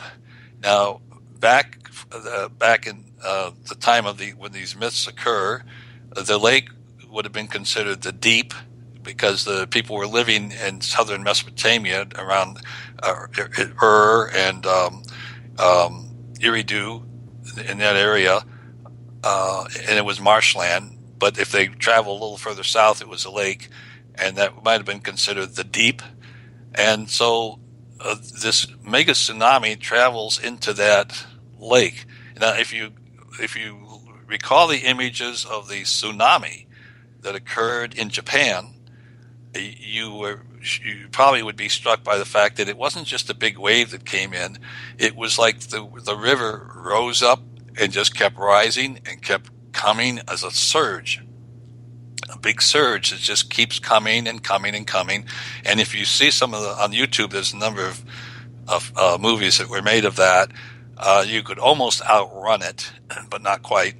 But if you had a boat, you could maybe be picked, if you were lucky, be picked up and be carried forward on the leading edge of this surge that would just be coming. And a mega tsunami, we're talking not just 30 feet, but more like maybe 1,000 feet. And there's evidence of a mega tsunami that occurred in the Tuya Bay in Alaska back in 1958, where and there was a witness there, a fisherman who had put in the bay for the night. But at the head of the Lituya Bay, there's 2 glaciers that feed the bay. But in this particular incident, what happened was a chunk of land about a quarter of a mile by a quarter of a mile by a quarter of a mile in size fell 3,000 feet into that bay. And the mega tsunami that was created wiped out trees up to 1,700 feet above the bay on the near side, and across on the other side up to 600 feet high. And so that was just a chunk of land, a quarter of a mile by a quarter of a mile by a quarter of a mile that fell 3,000 feet. So imagine if you have an ice glacier that's 8,000 feet. I'm sorry, 45,000 feet high. That's starting to fracture and calve off. So the center of gravity is a couple of miles up, and this thing is collapsing and dropping in. Imagine that energy and what that would do. And so I could see that causing this mega tsunami, and that would have carried Noah, who managed to be forewarned of this. By the way, if the aliens were there at the time, they had the technology, they would have known that this was going to happen. They could have modeled it, and they would have, just like predicting the weather, they would have said, hey, this is going to happen. We're in the warming period, that ice is going to fall, and we're going to have a problem. This might be an opportunity to cure the overpopulation problem that we're having with those humans. So don't tell them about it. So that might be the genesis of those stories. But anyway, Noah, who's in the story might be called Upton Pishtam, manages to build a boat because he was warned about it, and he's carried northwest along the Tigris and Euphrates rivers. That's the floodplain, and he would have come aground eventually as this surge carried him up to an area about just about the border between Syria and Turkey, where the elevation changes. And he would have stepped out of his boat and probably said, let's go to high ground, and would have headed northwest. And I visualize him wandering into the plain of Haran, if you look at a map, and settling into the northwest corner. And so there's a town there called San Liurfa, and it's an ancient town. And if you go there, you can get a tour, and they'll take you to a cave where they say Abraham was born. So imagine now that Noah, which is 10 generations before this, lands there, and some people survived. They were religious people. They worshipped 12 lords, the Anunnaki, actually. And so eventually they started building temples, and in fact they built one up on overlooking the plain of Haran called Göbekli Tepe. And the archaeologist, he's passed away now, the German archaeologist has said that his ground-penetrating radar indicates that there are these circles, which, by the way, happen to have 12 columns in them, just like the 12 gods. And he thinks that the ones further down might be 14,000 years old. My friend, I have to cut it off there. Everybody needs to know where they can find your books. They are available on Amazon as ebooks or paper books in the United States, England, France, Germany, and Canada, no doubt. And I can't remember all the other places, but these are paper books. They're PODs that can be printed in those countries, so that there's no big shipping cost, or they're ebooks. Either way. Thank you so much, Dr. Robert E. Farrell, for coming on the show tonight. Really appreciate your time. I'm going to get you to hold on. I'm going to quickly wrap this thing up. Tomorrow night on the program, researcher Michael Johnson will be with us talking Sasquatch of the Colorado Rockies. It's going to be a great show. We get going at 9 p.m. Pacific, midnight Eastern Time. I want to say thank you to all of my audience participating, including you guys on Twitter and in the chat rooms. We'll see you in 21 hours from now, because together, my friends, we own the night. See you tomorrow. Mr. Bumblefoot, do us a favor. We need you to take us home. Good night.